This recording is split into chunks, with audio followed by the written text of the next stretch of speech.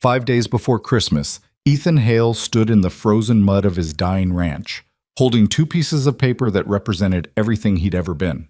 A foreclosure notice giving him 9 days to lose his family's legacy, and a crumpled advertisement he'd placed 3 weeks ago in desperate shame. Seeking wife. Land and future provided. He'd lied in that advertisement. There was no future here. Just debt, drought, and the hollow wind that hadn't stopped blowing since his father died. The stagecoach was late. The woman it carried had no idea she was arriving at the end of something, not the beginning. Before we begin, if you stay with me until the end of this story, please hit that like button and leave a comment telling me what city you're watching from. I want to see how far this journey travels. The wind came from the north that afternoon, the kind that cut through wool and settled into bone. Ethan Hale stood at the edge of his property line, one boot propped on the lowest rail of a fence that needed replacing, watching the road that led into town. The wood beneath his heel was rotted through. He could feel it give slightly under his weight, threatening to split completely if he pressed any harder. He didn't press harder. There wasn't much point in breaking things that were already broken. The sky had that particular quality of gray that came in late December, thick and low, pressing down on the plains like a hand. Snow threatened but never came, just cold that settled and stayed. Behind him, the ranch spread out in browns and grays, the barn with its sagging roof, the house with its cracked windows, the empty pastures where cattle should have been grazing but weren't because he'd sold the last of them in October. 300 acres, 4 generations, 9 days until the bank took it all. Ethan reached into his coat pocket and pulled out the notice again, though he'd already memorized every word. The paper had been folded and unfolded so many times it was starting to tear along the creases. Notice of foreclosure. Amount due. $3,847.52. Final payment. Deadline, December 29th, 1884. $3,847.52. It might as well have been $3 million. He'd spent the last 4 months scraping together everything he could, sold equipment, livestock, his father's watch, his mother's silver. He'd worked every odd job within riding distance. He'd eaten 1 meal a day and let the house go cold at night to save on firewood. He'd raised $630. The arithmetic was simple and brutal. He was going to lose. In the distance, a dark shape appeared on the road. Ethan straightened, his heart doing something complicated in his chest. The stagecoach. It was too far away to see clearly, but he knew the route, knew the schedule. It came through every other Tuesday, carrying mail and passengers from the territorial capital. Today it was carrying his last, desperate mistake. He pulled the second piece of paper from his pocket. The advertisement he'd placed in the Rocky Mountain News 3 weeks ago, when the walls had been closing in and panic had made him stupid. Rancher 34, seeks wife.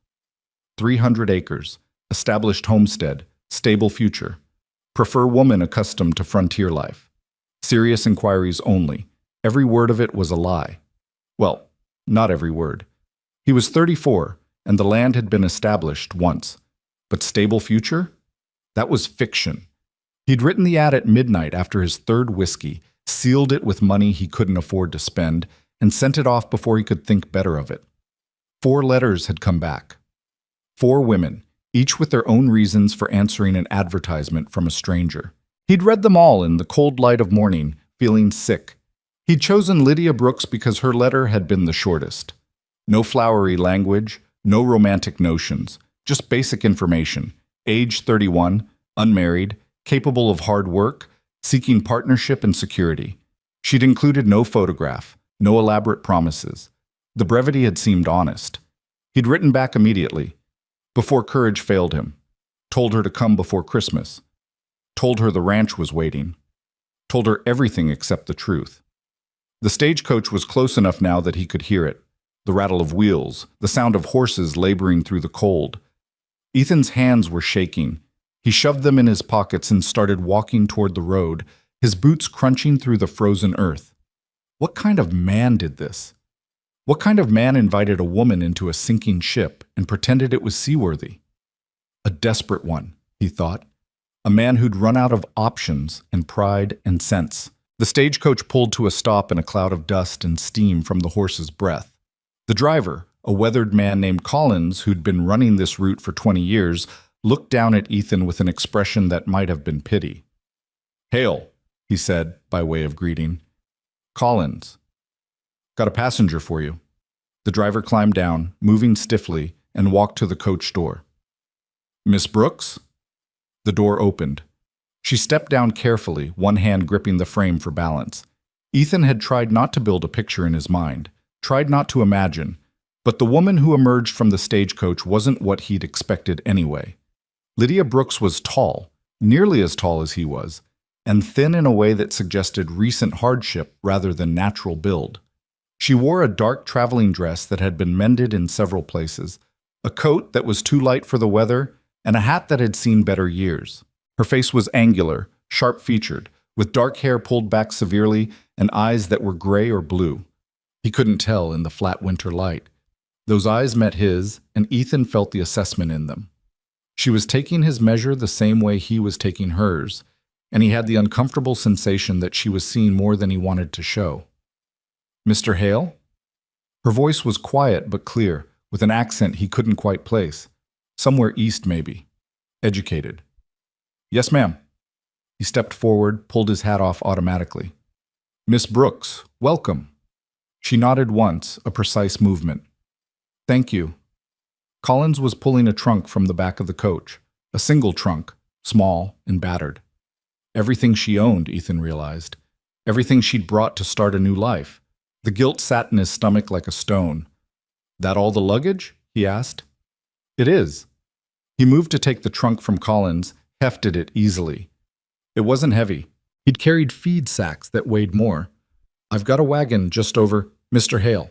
She was still standing by the coach, hadn't moved. "Before we go further, I'd like to be clear about the arrangement." Collins was already climbing back onto his seat, clearly eager to be away from whatever awkward scene was unfolding. Ethan set the trunk down. "All right." Lydia folded her hands in front of her, a gesture that seemed both nervous and controlled. "Your letter indicated an established homestead and stable prospects. I'm here seeking partnership and security, as I stated in my correspondence. I want to know if that's genuinely what you're offering." The question was direct, the eyes steady. Ethan felt sweat break out on his back despite the cold. He should tell her, right now before she took another step. He should tell her that the homestead was dying and the prospects were a 9-day countdown to foreclosure. He should give her the chance to get back on that stagecoach and find somewhere else. Someone else. Something better than the disaster he was offering. He opened his mouth. "Yes, ma'am," he heard himself say. "That's what I'm offering." The lie came out smooth as glass. Something flickered in her expression. He couldn't read it. Relief? Doubt? She studied him for another long moment, then nodded. "Then I accept the arrangement as stated." The stagecoach pulled away behind them, Collins not even looking back. The sound of wheels and hoofbeats faded into the distance, and then there was just wind and silence, and the two of them standing in the road with a trunk full of lies between them. "The wagon's this way," Ethan said. He picked up the trunk and started walking.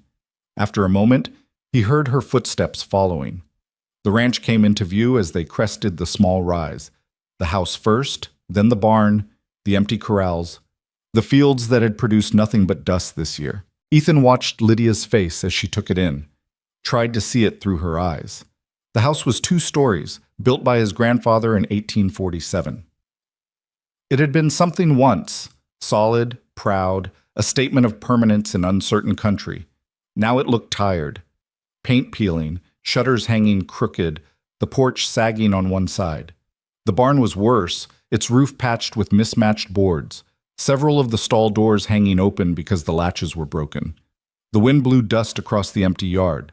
Somewhere, a loose piece of tin was banging against the barn wall, a rhythmic clanging that had been going on for weeks because Ethan couldn't afford the nails to fix it properly. This was what he'd promised her. This wasteland, this failure. "It's quiet," Lydia said. Ethan glanced at her. She was still looking at the ranch, her expression unreadable. "Too quiet, probably.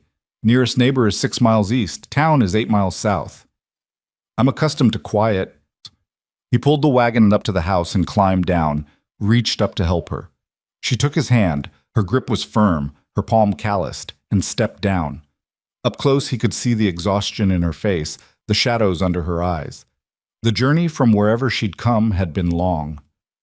"I'll show you inside," he said. "Get you settled." The house was as cold inside as out. Ethan had let the stove go dead this morning, trying to conserve the last of the firewood. Their breath came out in clouds as he led her through the front room, sparse furniture, most of it old, a few photographs on the mantle of people who were gone now, and up the stairs. "This was my sister's room," he said, pushing open a door on the second floor. "She married 5 years back, moved to California. It's yours now." The room was small but clean. He'd spent yesterday sweeping it out, changing the sheets, trying to make it presentable. A bed, a dresser, a washstand with a basin and pitcher. One window looking out over the front of the property. Lydia stepped inside, set down the small bag she'd been carrying. She walked to the window and stood there, looking out. "I'll get your trunk," Ethan said, "and I'll start a fire downstairs, get some warmth in the place." "Thank you." He left her there and went back outside. The temperature was dropping. It would be below zero tonight. He hauled the trunk up the stairs, left it outside her door, then went to work on the stove. The firewood pile was nearly gone.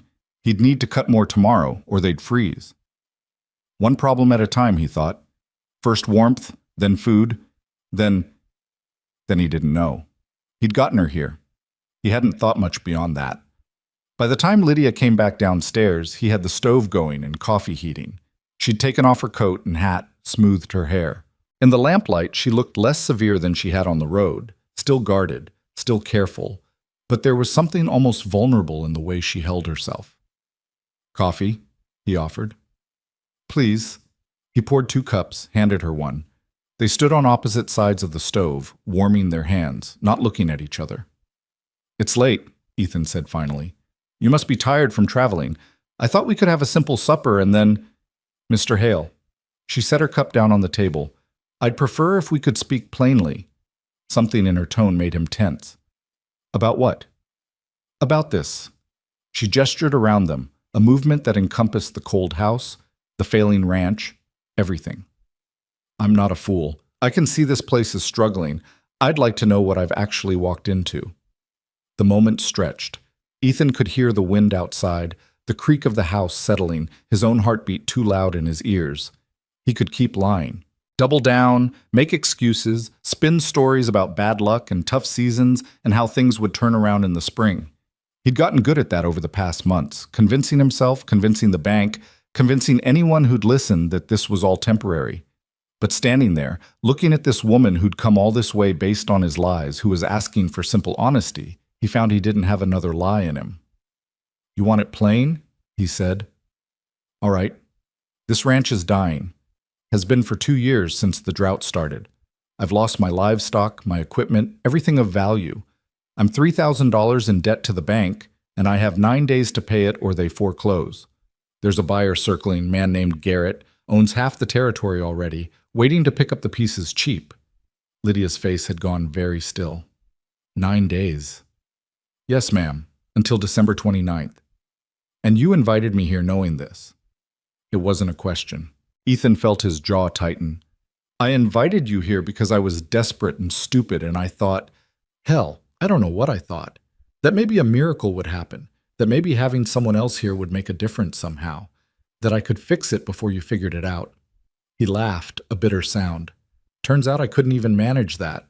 You've been here 2 hours and you already know." She picked up her coffee cup again, took a slow sip, her eyes never leaving his face. "You lied in your advertisement." "Yes." "You lied in your letters."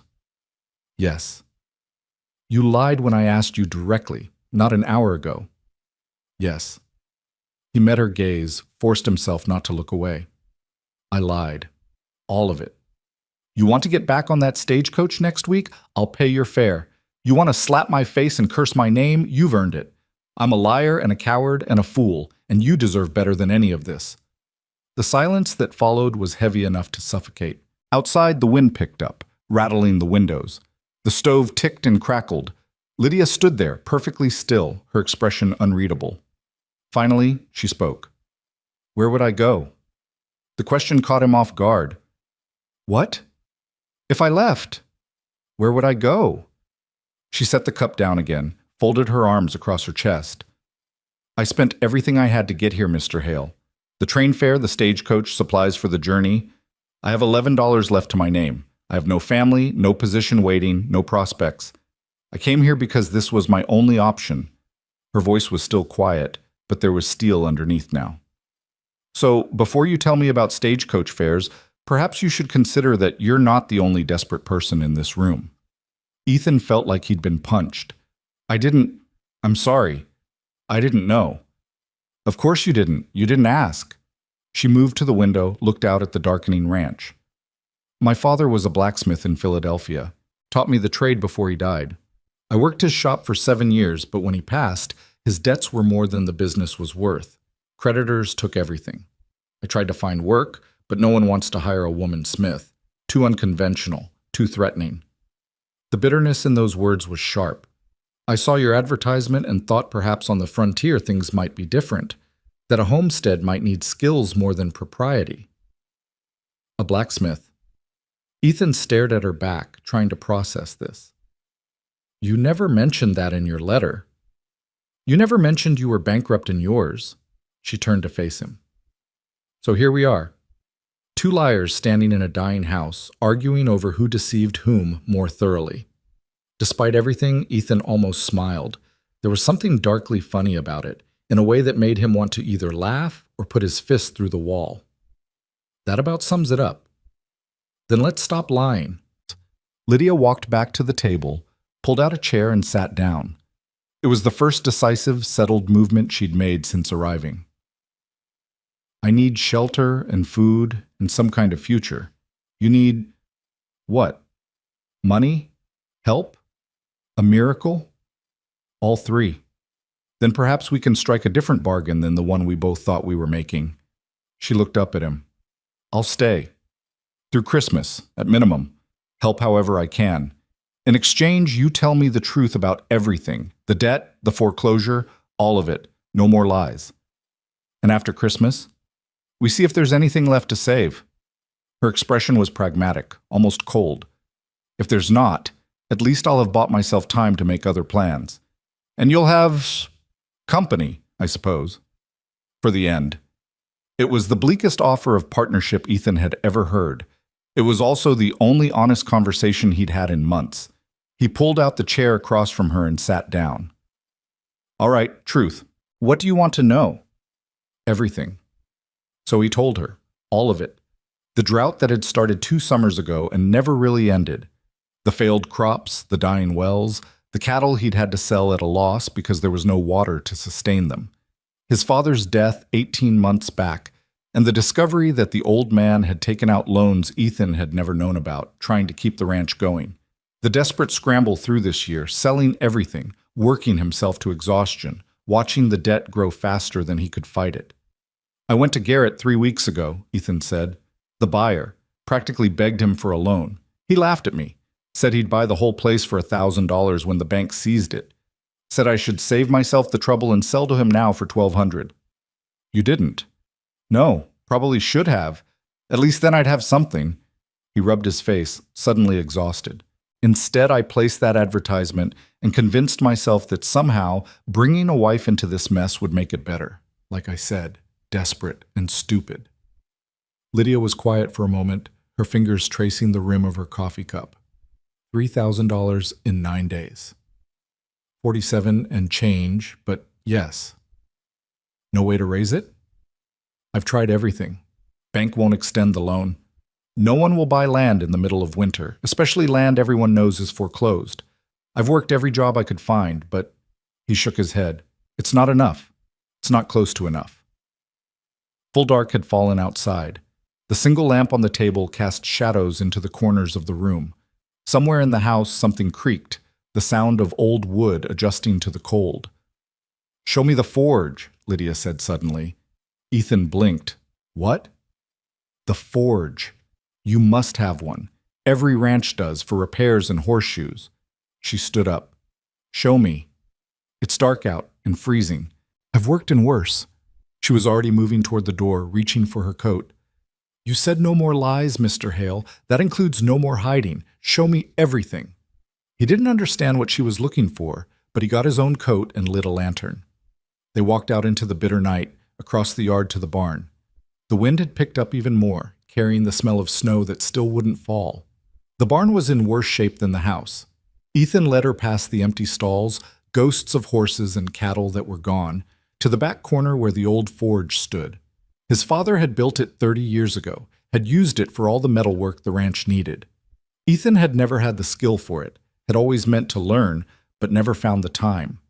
Now it sat cold and abandoned, tools rusting, bellows gathering dust.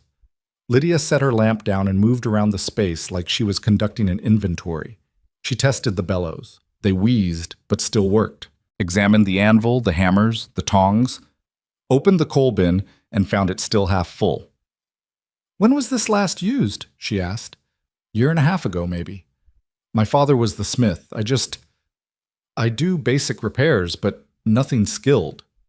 She nodded, not looking at him, her attention focused on the forge. "The tools are good quality. Neglected, but salvageable. The coal is old, but usable. The structure is sound." She turned to face him. "This could work." What could work? A forge, a working smithy. There was something in her voice now, something that hadn't been there before. Energy, purpose. "You need money. I need work. This gives us both." Ethan stared at her. "You can't seriously think we could make $3,000 in 9 days selling horseshoes. Not horseshoes, custom work. Decorative iron, tools, specialty pieces." She was already planning, he could see it in her face. "Before the panic, I did commissioned work in Philadelphia.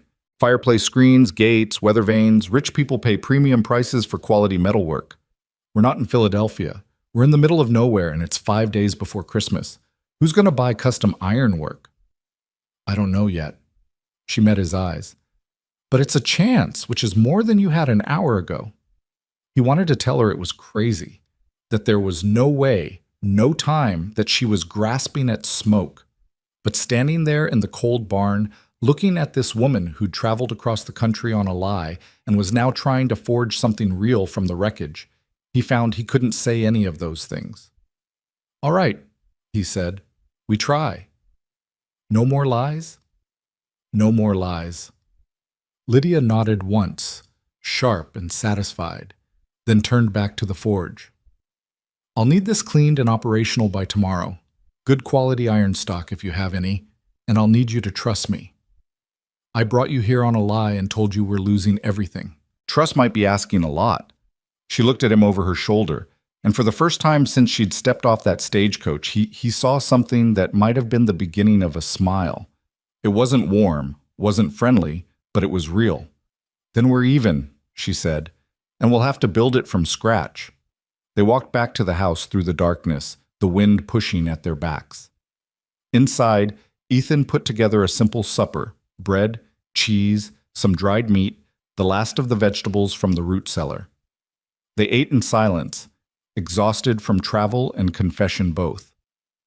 When Lydia finally went upstairs to her room, Ethan sat alone at the table for a long time, looking at the foreclosure notice he'd left lying there. 9 days. A broken forge. A woman who worked metal and wore her hardships like armor. The impossible mathematics of debt and desperation. It was crazy. It wouldn't work. There was no rational reason to believe any of this would make a difference. But for the first time in months, sitting in his cold house with a stranger upstairs and a deadline hanging over his head, Ethan Hale felt something he'd almost forgotten. Hope. Dawn came cold and gray, the kind of morning that made a man question whether the sun had given up entirely. Ethan woke to a sound he couldn't immediately place, rhythmic, metallic, coming from somewhere outside. He lay in bed for a moment, disoriented, before memory crashed back. Lydia. The forge. The confession. The sound came again, metal striking metal. He dressed quickly, didn't bother with breakfast, and walked out into the freezing air. The sky was the color of old iron, clouds pressed low enough to touch. His breath came out in thick plumes as he crossed the yard toward the barn.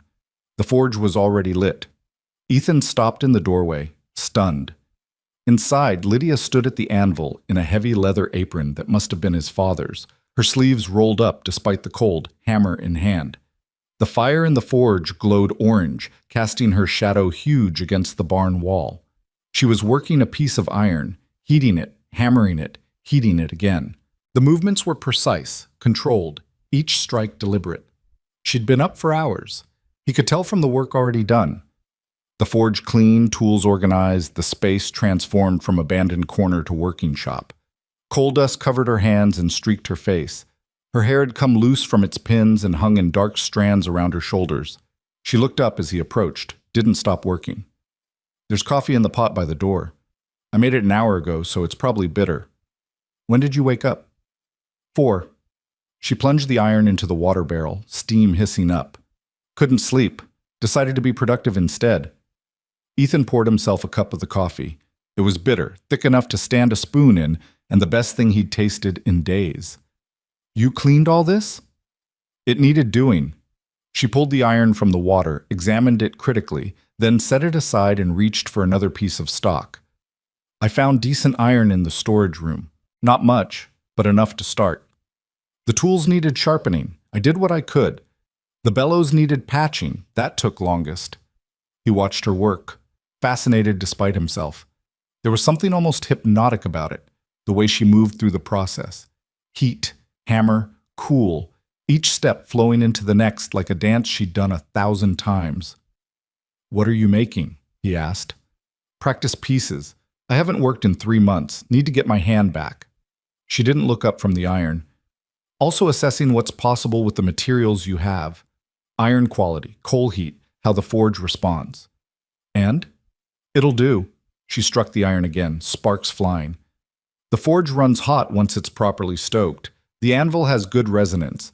Your father kept quality tools, even if he let them rust." Another strike. "I can work with this." Ethan set down his coffee cup. "Tell me what you need." That made her pause. She lowered the hammer, looked at him directly for the first time that morning. "Why?" "Because you were right last night. It's a chance. Only one we've got." Something shifted in her expression, too quick to read.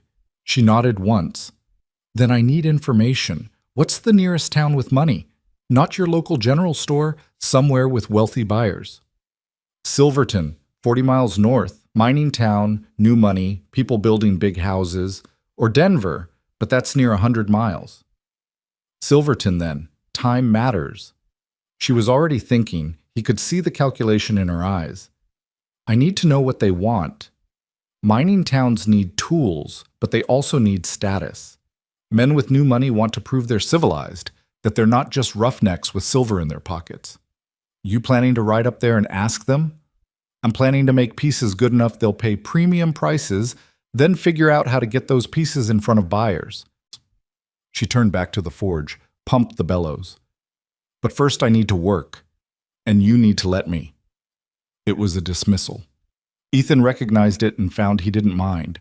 He'd spent so many months doing everything himself, failing at everything himself, that there was something almost relieving about being told to step back. "I'll handle the ranch work," he said. "You do this. One more thing." She didn't turn around. "That buyer you mentioned, Garrett, when's he coming back?" The question made Ethan's stomach tighten. "Don't know. He shows up when he feels like it, usually once a week. Likes to watch things fall apart. When he comes next, I want to meet him." "Why?" "Because I want to see what we're up against." She struck the iron again, the sound ringing through the barn. "And I want him to see me." Ethan didn't fully understand, but he nodded and left her to it. The rest of the morning passed in strange domesticity. Him doing the necessary work of keeping a dying ranch minimally functional, her turning the forge into something that roared and breathed like a living thing. He could hear her working as he repaired a fence line, as he hauled firewood, as he tried to fix a leak in the barn roof that he'd been ignoring for weeks. The sound of the hammer was steady, relentless. She didn't stop. Around noon, he brought her food, bread and butter, a jar of pickles, water. She ate standing up, barely pausing in her work. Her hands were blistered, he noticed, fresh blisters on top of old calluses. "You should rest," he said. "Can't afford to." She took another bite of bread. "Need to have something finished by tomorrow." "Tomorrow? That's impossible." "Then I'll do the impossible." There was no bravado in it, just statement of fact. Eat, work, sleep 2 hours, repeat. That's how you meet deadlines when the world's on fire. He thought about arguing, but the set of her jaw told him it would be pointless. Instead, he went back to his own work, trying not to think about the calendar ticking down. 7 days left. 8 if he counted Christmas Day, but banks didn't care about Christmas. Evening came early, the way it did in December. Ethan finished his work and went to check on the horses. Only 2 left, both old, when he heard a wagon coming up the road. He tensed. Garrett drove a wagon, but it was too early in the week. The wagon came into view. Not Garrett, Thomas Morrison, who ran the general store in town. Ethan relaxed slightly and walked out to meet him. "Morrison, didn't expect to see you out here." Thomas climbed down, a lean man in his 50s with a practical face. "Heard you had someone come in on the stagecoach Tuesday. Collins mentioned it. Thought I'd check if you needed supplies." It was a kindness disguised as business. Thomas knew the ranch was failing, knew Ethan had no money for supplies, but he'd made the 8-mile drive anyway. "Appreciate it," Ethan said, "but I'm not buying today." "Not selling, just visiting." Thomas glanced toward the barn, where the sound of hammering still echoed. "That your new wife working?" Ethan felt heat rise in his face. "Not exactly. It's complicated." "Life usually is." Thomas pulled a wrapped package from the wagon. "Brought some coffee and sugar anyway. Consider it a Christmas gift. No arguments." "Thomas, no arguments," I said. The older man's face was stern. "You've been a good customer for years, Ethan. Your father was a friend. I can spare a few supplies." He thrust the package into Ethan's hands. "Besides, word is you might lose this place. I'd rather help while you're still here than feel guilty after you're gone." The bluntness of it stung, but Ethan took the package. "Thank you." They stood there awkwardly for a moment, the sound of the forge filling the silence. Finally, Thomas said, "She any good? The smith?" "I think so. Haven't seen the finished work yet." "Well," Thomas climbed back onto his wagon. "If she needs anything from town, supplies, information, whatever, you send word. And Ethan, don't give up yet. I've seen men come back from worse than debt." He drove away before Ethan could respond. The package felt heavy in his hands, heavier than coffee and sugar had any right to feel. It was the weight of kindness when you didn't deserve it, of community that persisted even when everything was falling apart. He took the supplies inside, then returned to the barn. Lydia was still working, but she'd moved on to a different piece now, something longer, more complex. In the firelight, her face was streaked with soot and exhaustion, but her hands were steady. "That was Morrison from town," Ethan said. "Brought supplies, coffee, and sugar." She nodded without stopping her work. "Kind of him." "He asked about you, about the smithing." "What did you tell him?" "That I hadn't seen the finished work yet." He moved closer, trying to see what she was making. "Have you?" Lydia set down her hammer, wiped her forehead with the back of her hand. "Come here." She led him to a workbench he hadn't noticed before, covered with a piece of canvas. She pulled the canvas back. 3 pieces lay there, still rough but already showing promise. A set of fireplace tools, poker, tongs, brush, the handles wrapped in a spiral pattern that caught the light. A door latch with decorative scrollwork, and a small decorative hook, the metal twisted into the shape of a vine with leaves. They were beautiful, simple, functional, but beautiful in a way that transcended mere utility. "You made all this today?" Ethan breathed. "Just the basics. They need finishing, polishing, final details." She touched the fireplace tools lightly. "But yes, this is what I can do with decent iron and a working forge. People will pay for this. People with money will pay well for this." She covered the pieces again. "But I need to make more. Better pieces. Things that prove I'm not just competent, but exceptional." Her voice was matter-of-fact, not boastful. "That takes time I don't have, which means I need to work faster than I've ever worked. You can't keep this pace. You'll collapse." "Maybe." She picked up her hammer again. "But not before I'm done."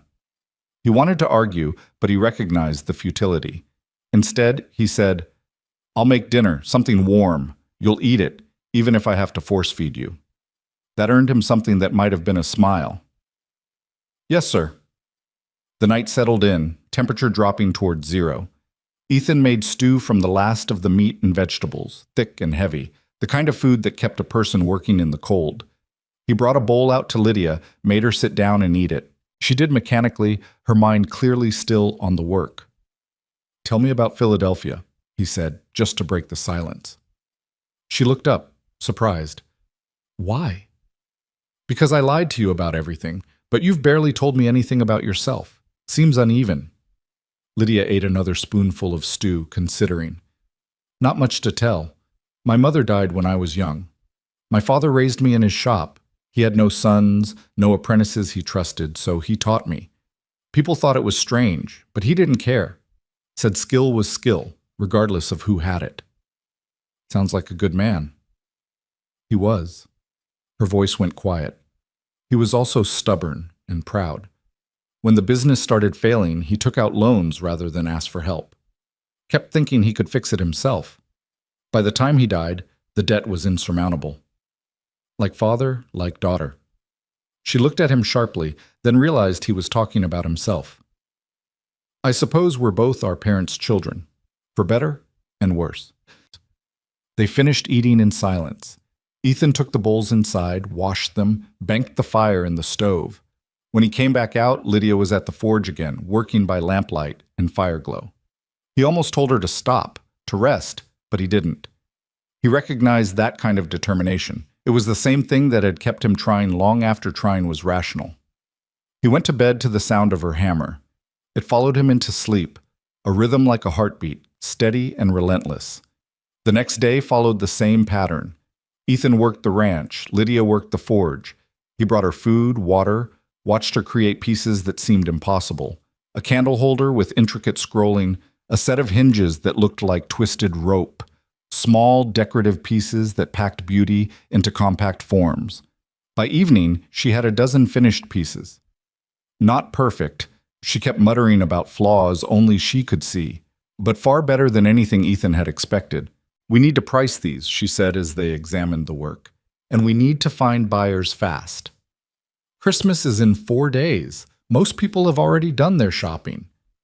Then we target people buying last-minute gifts, wealthy people who forgot someone or want to show off." She was calculating again, that sharp intelligence working through problems. "We need to get these to Silverton, tomorrow if possible. That's a full day's ride, longer with a loaded wagon. Then we leave before dawn." She met his eyes. "Both of us. I need to see the buyers, understand what they want. You know the territory, the people. We go together." Ethan started to object. Someone needed to watch the ranch, but realized there was nothing left to watch. Everything valuable was already gone. What remained was just buildings and land that would belong to the bank in 6 days. "All right," he said. "We go tomorrow." That night, he lay awake long after Lydia finally stopped working. The house was silent except for the wind and the creaks of old wood. Somewhere above him, in his sister's old room, Lydia was sleeping, or trying to. He wondered if she was as scared as he was, if she lay awake doing the same impossible math he'd been doing for months. $3,000. 12 pieces of decorative ironwork, 6 days. The arithmetic was still brutal, still impossible, but at least now there was action, movement, something besides passive waiting for the end. He must have slept eventually because the next thing he knew, someone was shaking his shoulder. He jerked awake to find Lydia standing over him, already dressed, a lamp in her hand. "It's 4 o'clock, she said. "We need to load the wagon." They worked in the dark, wrapping each piece carefully in canvas and straw, loading them into the wagon bed. The pieces clinked softly against each other despite the padding. Each sound felt like a small bet placed, a gamble made with metal and hope. The sky was just beginning to lighten when they finally set out, 2 horses pulling the loaded wagon, heading north toward Silverton. The temperature was bitter, the wind cutting. Ethan had loaded extra blankets, what little food they had. It would be a hard journey. They'd been riding for an hour when Lydia spoke. What if this doesn't work? It was the first time she'd acknowledged doubt. Ethan considered lying, offering false comfort, but they'd promised honesty.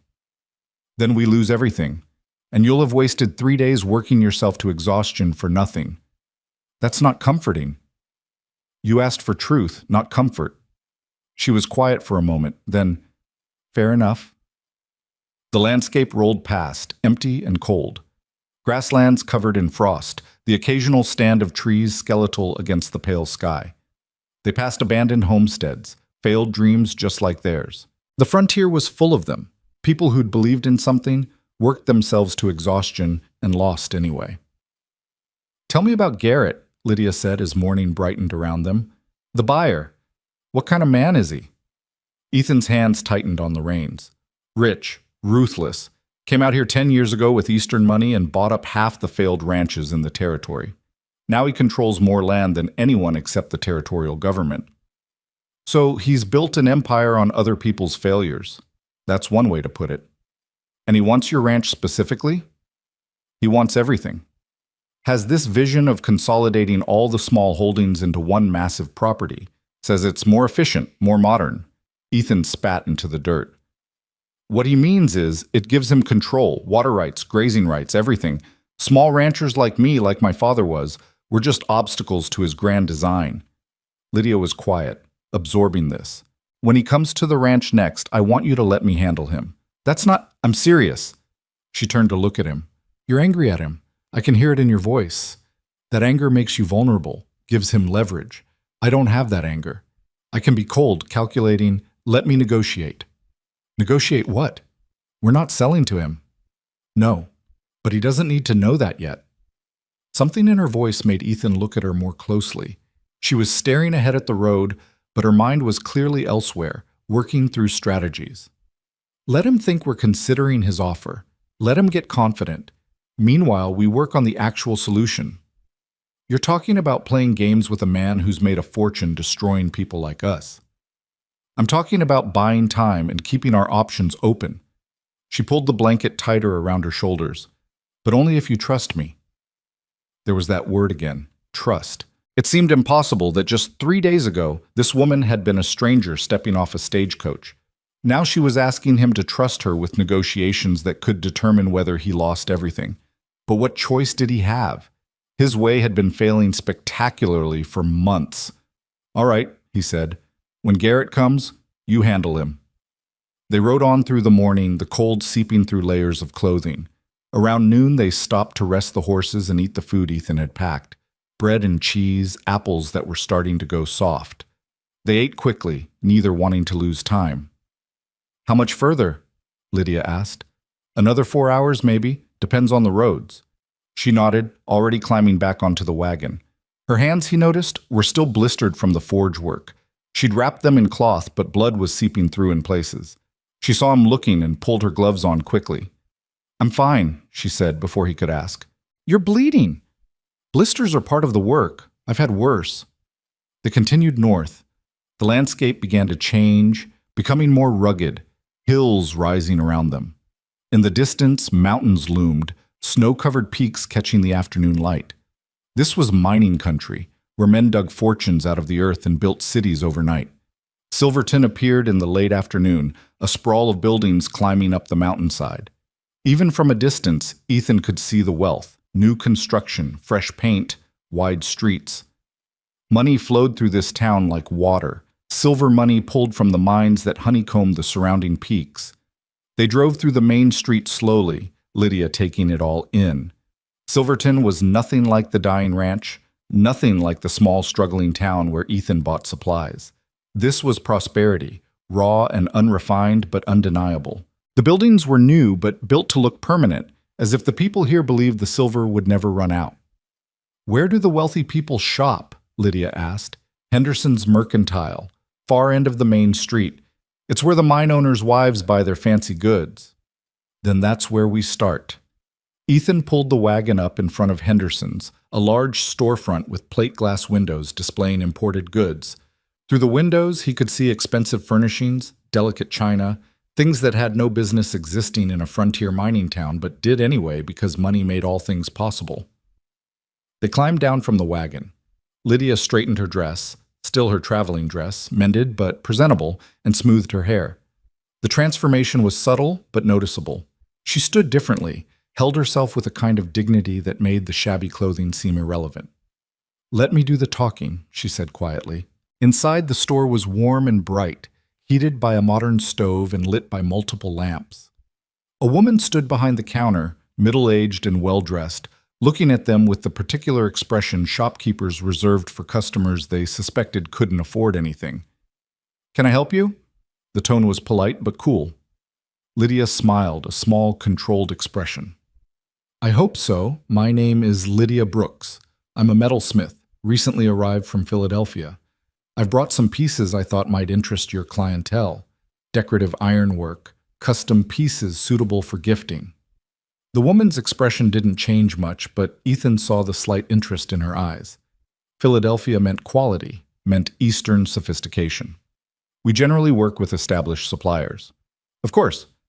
I'm not asking to replace your suppliers, but it is the Christmas season, and I thought perhaps you might have customers looking for something unique, something not available in every store in the territory." Lydia's voice was pleasant, professional, nothing desperate in it. "Might I show you a few pieces?" The woman hesitated, then nodded. "I suppose it wouldn't hurt to look." Ethan went back to the wagon and carefully unloaded 3 pieces: the fireplace tools, the candle holder, and a small decorative wall hook. He brought them inside and Lydia unwrapped them on the counter. The metalwork gleamed in the lamplight. Even here, surrounded by expensive goods, they stood out.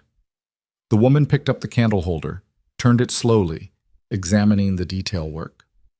"You made this yourself?" she asked. "I did, in my forge using traditional techniques I learned from my father." Lydia didn't elaborate, let the work speak for itself. "It's quite good." The woman set it down carefully. "But I'd need to know your prices before—" "Mrs. Henderson?" A new voice interrupted. Ethan turned to see a tall man entering from a back room, well-dressed in a suit that probably cost more than Ethan made in a month. "I heard you had—" He stopped, seeing the pieces on the counter. "What's this?" "New metalsmith, Mr. Caldwell. Just arrived in town, apparently." Caldwell moved closer, picked up the fireplace tools, tested the weight. "These are exceptional. Where did you train?" "Philadelphia, under my father, who trained under a master smith in Germany." "And you're working here, in Silverton?" He seemed genuinely surprised. "My circumstances brought me to the territory. My skill came with me." Lydia's tone remained even. "I'm establishing a new forge and looking to connect with buyers who appreciate quality work." Caldwell set down the tools carefully. "I'm building a new house, large place, up on the hill. I've been looking for custom ironwork, gates, railings, interior pieces. Everything I've seen has been either too crude or shipped in from Denver at outrageous prices." He looked at Lydia directly. "Could you handle a commission, something substantial?" Ethan felt his heart jump, but Lydia's expression didn't change. "That would depend on the scope and timeline. I work alone currently, which limits production capacity. But for the right project, I could certainly make accommodations." "Come see the house. Tomorrow morning, we'll discuss specifics." Caldwell pulled out a card, handed it to her. "In the meantime, I'll take the candle holder and the wall hook. For gifts." "How much?"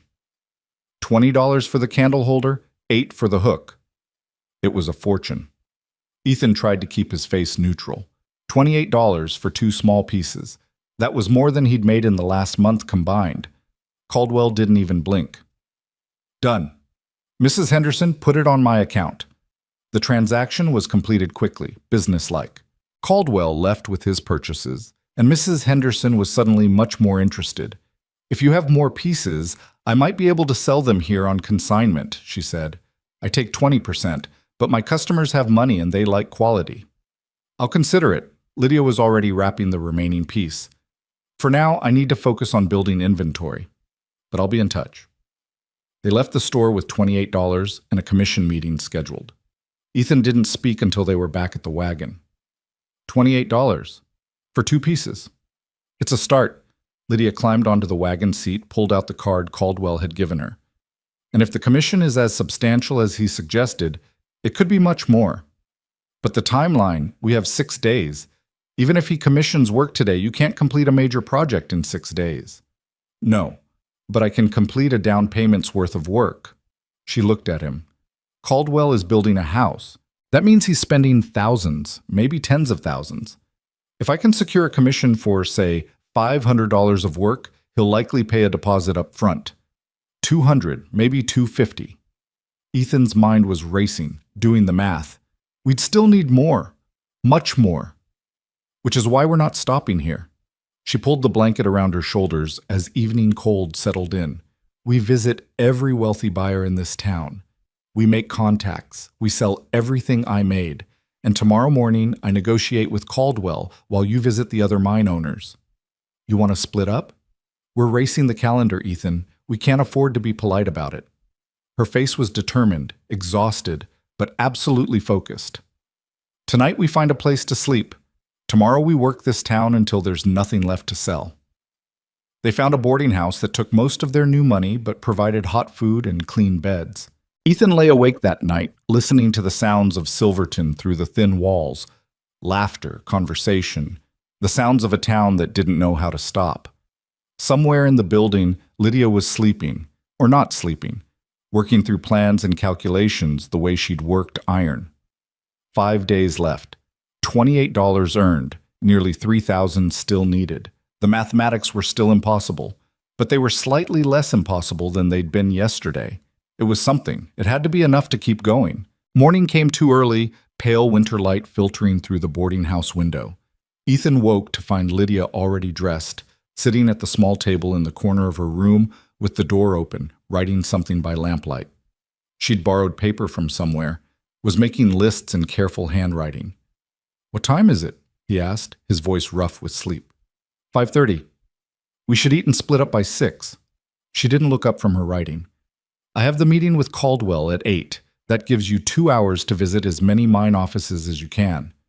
"And say what exactly?" "That you represent a metalsmith of exceptional skill, recently arrived from Philadelphia, available for custom commissions. Be specific about the quality. Mention the German training. Don't mention the timeline." She tore off a page, handed it to him. "Here are the names of the 3 largest mine operations in Silverton. Start with them." Ethan looked at the list. "How do you know these names?" "I talked to Mrs. Henderson yesterday while you were loading the wagon. She was quite informative once I bought something." Lydia stood, folded her other papers carefully. "The mining operations are competitive. If one owner commissions custom work for his house, the others will want the same. We need to create that competition." "You're talking about manipulating people." "I'm talking about business." Her voice was matter of fact. "These are men who've made fortunes manipulating ore prices and labor costs. I'm simply playing the same game, just with ironwork instead of silver." They ate breakfast in the boarding house dining room, a quick meal of eggs and bread that Ethan barely tasted. His stomach was tight with nerves. The idea of walking into mine offices and selling something he didn't understand to men who'd see through him in seconds felt impossible. Lydia must have seen it on his face. "You're not selling the work?" she said quietly. "You're selling the story. Eastern craftsmanship coming west, quality that matches their new wealth.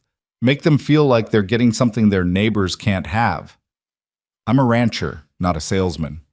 You placed an advertisement for a wife and convinced me to travel across the country. You can convince a mine owner to commission metalwork." She finished her coffee, stood. "We meet back here at noon, compare notes, adjust strategy." They separated outside the boarding house, Lydia heading toward the address on Caldwell's card, Ethan toward the mine offices on the edge of town. The morning was brutally cold, frost covering everything, the air so sharp it hurt to breathe. Around him, Silverton was waking up. Miners heading to work, shop owners opening their doors, the whole machinery of a wealthy town grinding into motion. The first mine office was a squat building near the largest shaft entrance. Ethan stood outside for a full minute, trying to gather courage, before finally walking in. A clerk sat behind a desk, young and officious. "Can I help you?" "I'm here to speak with the owner about a business opportunity." "Mr. Patterson doesn't see people without appointments." "Tell him it's about custom metalwork for his home, from a Philadelphia-trained smith." Ethan tried to sound confident. "He'll want to hear this." The clerk looked skeptical, but disappeared into a back room. Ethan waited, his heart pounding. This was insane. He didn't know what he was doing. Lydia should be handling this, not him. The clerk returned. "Mr. Patterson will give you 5 minutes." The office was lavish in a way that didn't quite work. Expensive furniture that clashed with the rough wooden walls, a crystal chandelier that seemed absurd in a mining building. Patterson sat behind a massive desk, a thick man in his 40s with shrewd eyes. "You have 5 minutes," he said. "Use them wisely." Ethan took a breath and launched into the pitch Lydia had outlined, stumbling over some of it but hitting the key points. Philadelphia training, German techniques, quality ironwork, custom pieces that would set Patterson's home apart from every other wealthy residence in Silverton. Patterson listened without interrupting, his face unreadable. When Ethan finished, there was a long silence. "You're not a salesman," Patterson said finally. "No, sir. You're a rancher. I can tell by your hands, your clothes, the way you stand." Patterson leaned back in his chair. "So why are you here selling metalwork?" The honest question deserved an honest answer. "Because I'm desperate. My ranch is failing, and I've got 6 days before the bank forecloses. The smith I'm representing is skilled, the best I've seen, but she needs buyers fast. So I'm here, doing something I don't know how to do, hoping you'll take a chance." Patterson's expression didn't change, but something shifted in his eyes. "She?" "Yes, sir. Lydia Brooks. Trained by her father, who trained in Germany. She's working out of my ranch currently, but her skill—" He stopped, tried to find words. "I watched her make pieces that looked like they belonged in museums, not on the frontier. She's the real thing. And you're the desperate rancher trying to save his land. That's about the size of it." Patterson drummed his fingers on the desk, thinking. "I'm building a new house. Been looking for someone to do the ironwork, railings, gates, fireplace screens. Everything I've seen has been either trash or priced like gold. Your smith as good as you say?" "Better." "Can she handle a large commission? I'm talking thousands of dollars of work." Ethan's mouth went dry. "How large?" $2,000 for the full project, but I'd need it done by spring." Patterson pulled out a pad of paper, scribbled something. "Here's what I'm willing to do. I'll commission one piece as a test, a fireplace screen for my library. If it meets my standards, we discuss the larger project. I'll pay $200 up front, $200 on delivery." $400. For one piece. Ethan tried to keep his hands from shaking as he took the paper Patterson offered. "She'll need details," Ethan said. "Dimensions, style preferences. Tell her to come by tomorrow morning. We'll discuss specifics." Patterson stood, extending his hand. "And Mr. Hale? I appreciate the honesty. Most men would have lied about their circumstances." Ethan shook his hand and left before his luck could run out. Outside, he leaned against the building, breathing hard. $400.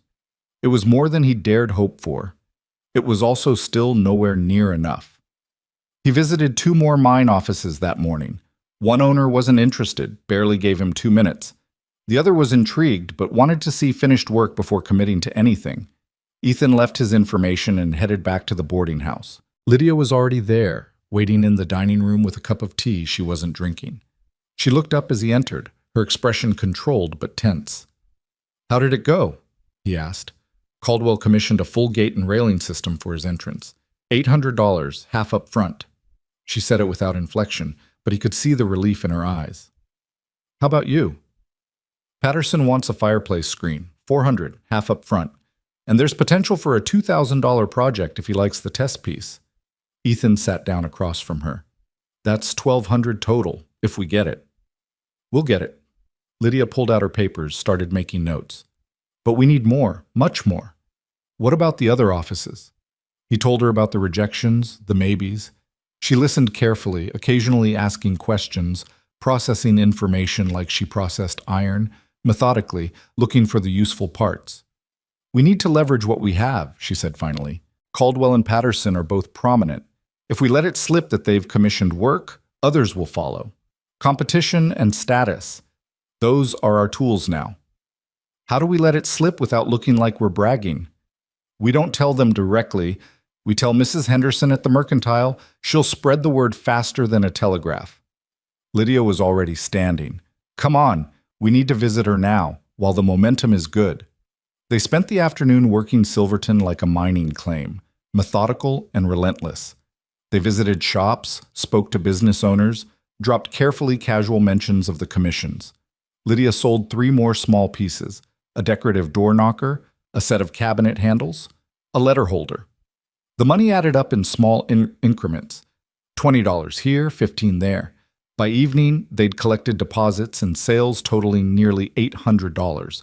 Combined with what they already had, they'd raised over $1,000. Still $2,000 short. They ate dinner at a restaurant Lydia insisted they couldn't afford but visited anyway.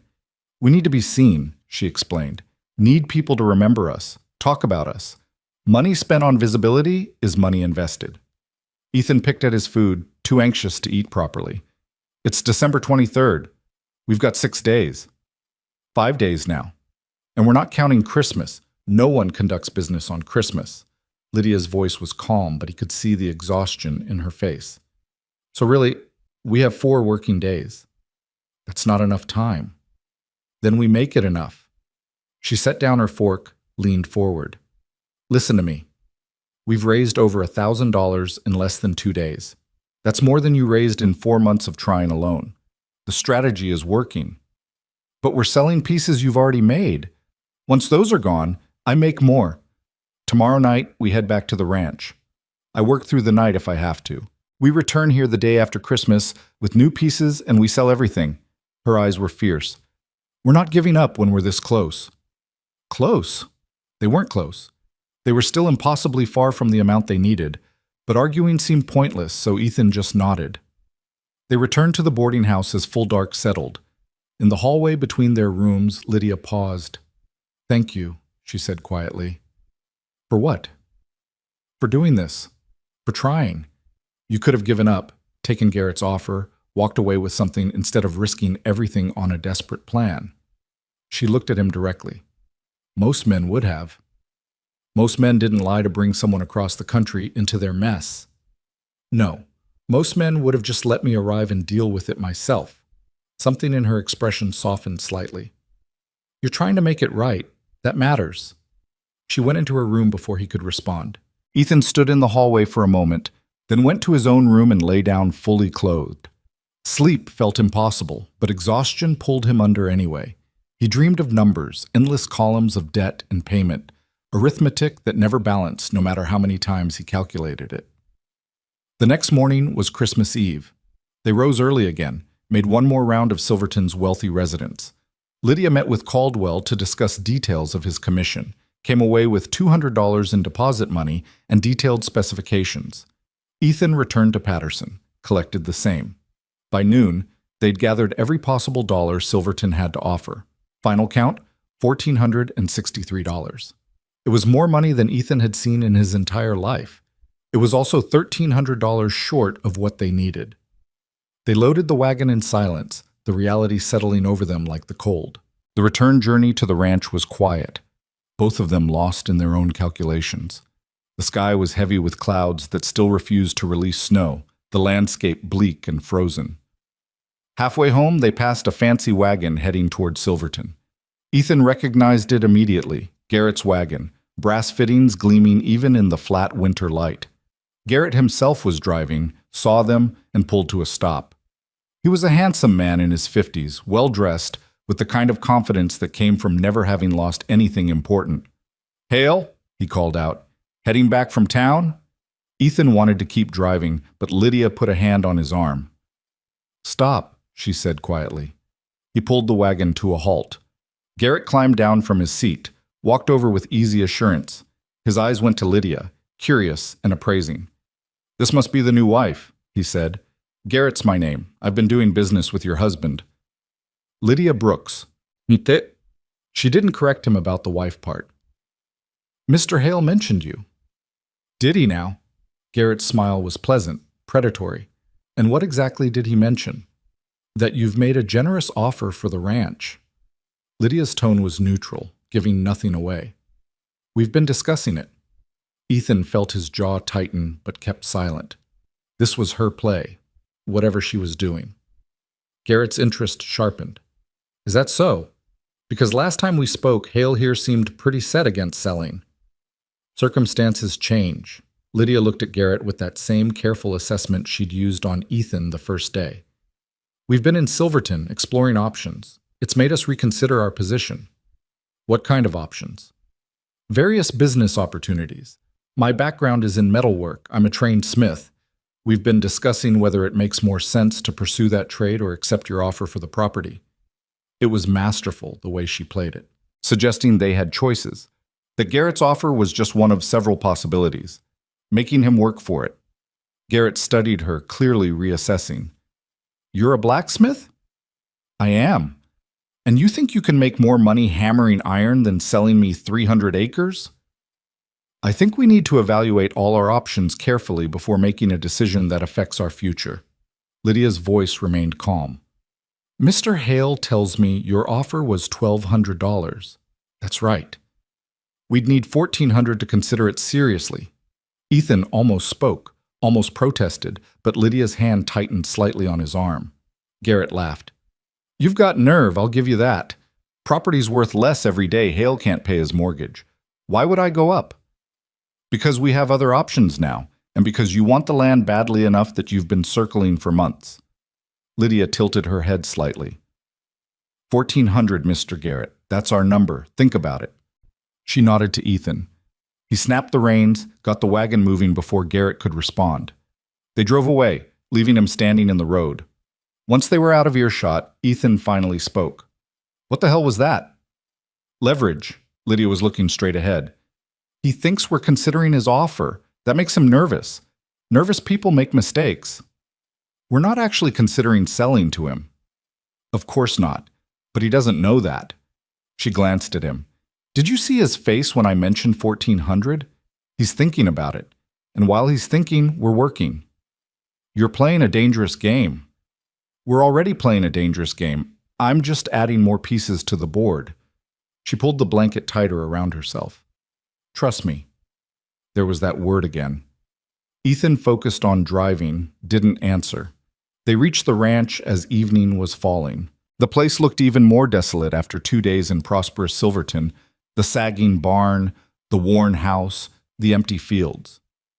This was what they were fighting for, this collection of broken buildings and exhausted land. Lydia climbed down from the wagon and went straight to the barn without a word. 5 minutes later, Ethan heard the forge roaring to life. He unloaded their supplies, fed the horses, made a simple dinner that Lydia ate standing up at the forge, barely pausing in her work. She was making pieces for the commissions now, working from Caldwell's and Patterson's specifications. The work was more complex, more demanding.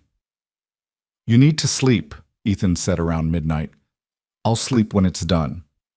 Lydia, I've got 4 days to make pieces that should take 2 weeks. She plunged a length of iron into the coals, her face stark in the firelight. I'll sleep when the bank is paid. He knew better than to argue. Instead, he brought her more coal, kept the water barrel filled, tried to make himself useful in small ways. Around 2 a.m, he finally went inside and collapsed into bed. He woke to the sound of the hammer still ringing. Christmas morning came gray and cheerless. There was no celebration, no acknowledgement of the holiday, except that the world around them was quiet. No one worked on Christmas. No business could be conducted. It meant they'd lost a day. Ethan made breakfast, brought it out to the forge. Lydia had worked through the entire night. Her hands were bleeding again, her face hollow with exhaustion, but the pieces taking shape were extraordinary. A section of railing with intricate scrollwork. The beginning of a gate with twisted metal forming elegant patterns. You're going to kill yourself, he said. Probably. She took the food, ate mechanically. But the work will be done first. Is it worth it? Dying for a ranch that's already lost? She looked at him then, really looked at him for the first time that morning. This isn't about the ranch anymore. This is about whether we're the kind of people who quit or the kind who fight. She set down the plate. I've spent my whole life watching people quit when things got hard. My mother quit living when I was 8. My father quit being smart when debt piled up. I quit on myself every time I let someone tell me I couldn't do this work because I was a woman. Her voice was raw.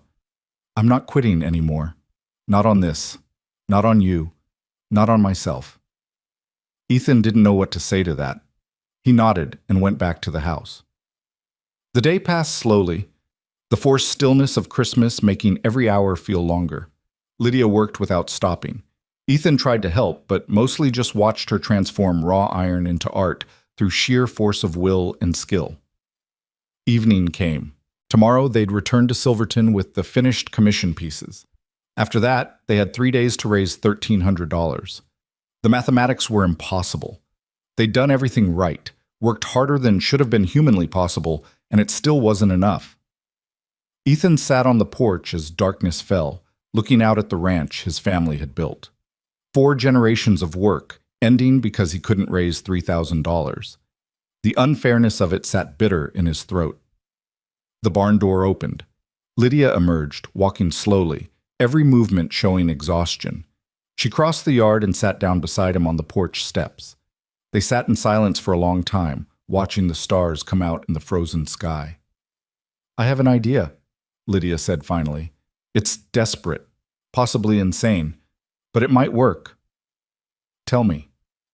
"We take everything I've made, the commission pieces, everything else, every single thing of value, and we take it to the territorial market in Denver. It's 50 miles further than Silverton, but it's 10 times the size. More buyers, more money, more opportunity. We don't have time to get to Denver and back before the deadline. We would if we left tonight, right now, pushed straight through." She turned to look at him. "It's December 25th. The deadline is December 29th. That gives us 4 days. 1 day to get there, 2 days to sell everything we possibly can, 1 day to get back. That's insane. The roads at night, in winter, I know, we could freeze, the wagon could break down, the horses could collapse. A dozen things could go wrong." Her voice was steady despite the exhaustion. "But if we stay here, we definitely lose. If we go, we have a chance." Ethan looked at her, this woman who'd arrived on his doorstep less than a week ago, who'd worked herself to bleeding exhaustion for a ranch that wasn't hers, who refused to quit even when quitting was the rational choice. "All right," he said, "we go to Denver." They spent the next hour in frantic preparation, loading the wagon with every piece Lydia had made, packing food and blankets and extra clothing. The commission pieces went in first, carefully wrapped. Those were promised money, deposits already paid. Then everything else, the smaller pieces that might find buyers. Lydia gathered items from the forge, her best tools, lengths of quality iron stock. "If we need to make more pieces in Denver, I can find a forge to rent," she explained. They hitched fresh horses, checked every strap and buckle twice. The night was brutally cold, the kind of cold that could kill if they weren't careful. "Last chance to change your mind," Ethan said as they climbed onto the wagon. "No changing minds. We're committed." Lydia pulled the blankets around them both. "Let's go save a ranch."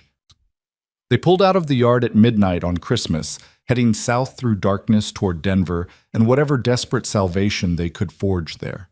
The stars were impossibly bright overhead, cold and distant. The wagon creaked and rattled, horses' hooves striking frozen ground in steady rhythm. Behind them, the ranch disappeared into darkness.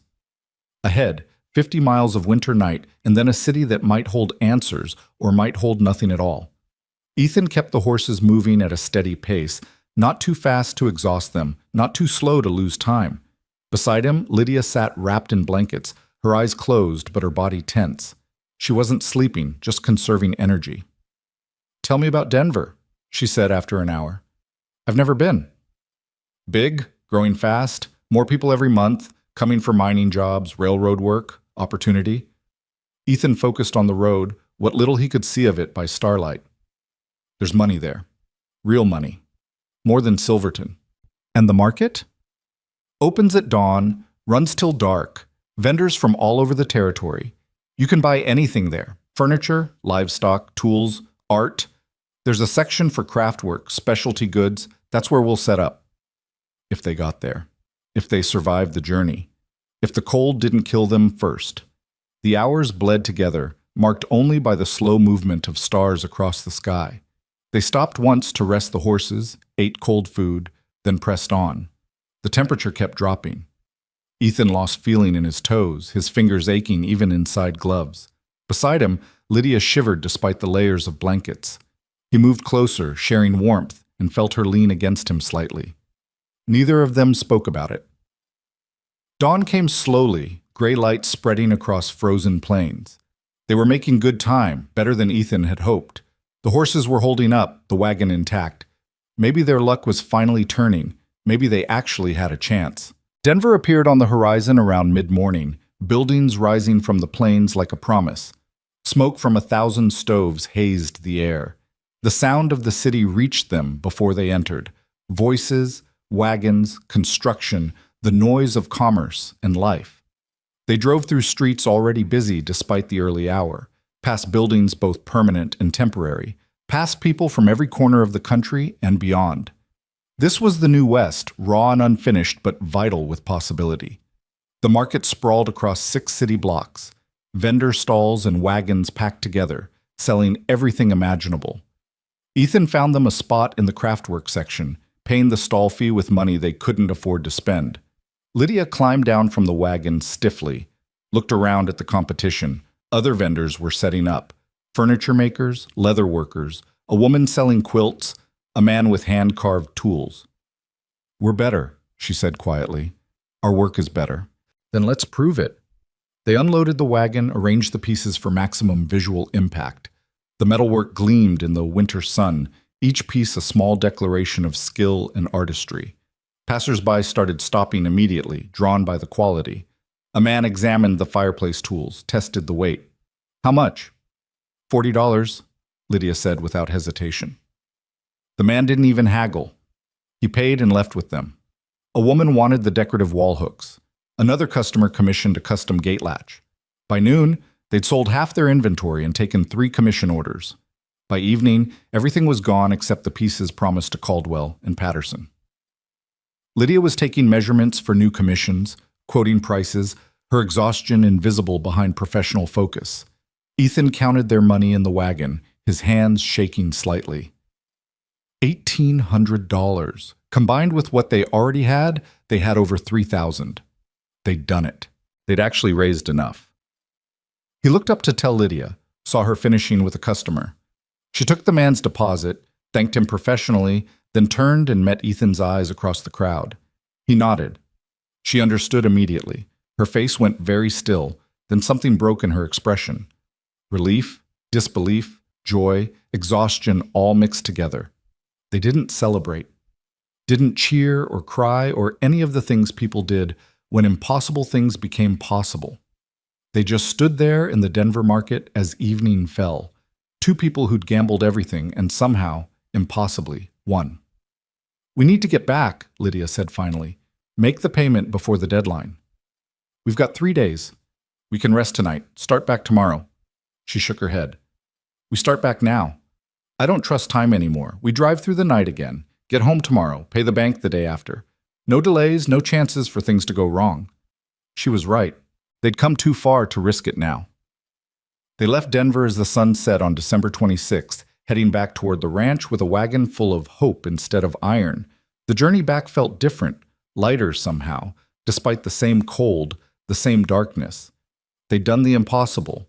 They'd forged salvation from desperation and skill and relentless refusal to quit. The ranch appeared at dawn on December 27th, exactly as they'd left it, worn, damaged, dying. But it was theirs. In 2 days it would be theirs free and clear. They unhitched the exhausted horses, stumbled into the house. Ethan collapsed onto the sofa. Lydia made it 3 steps further before sitting down hard on the floor, her back against the wall. "We did it," she said.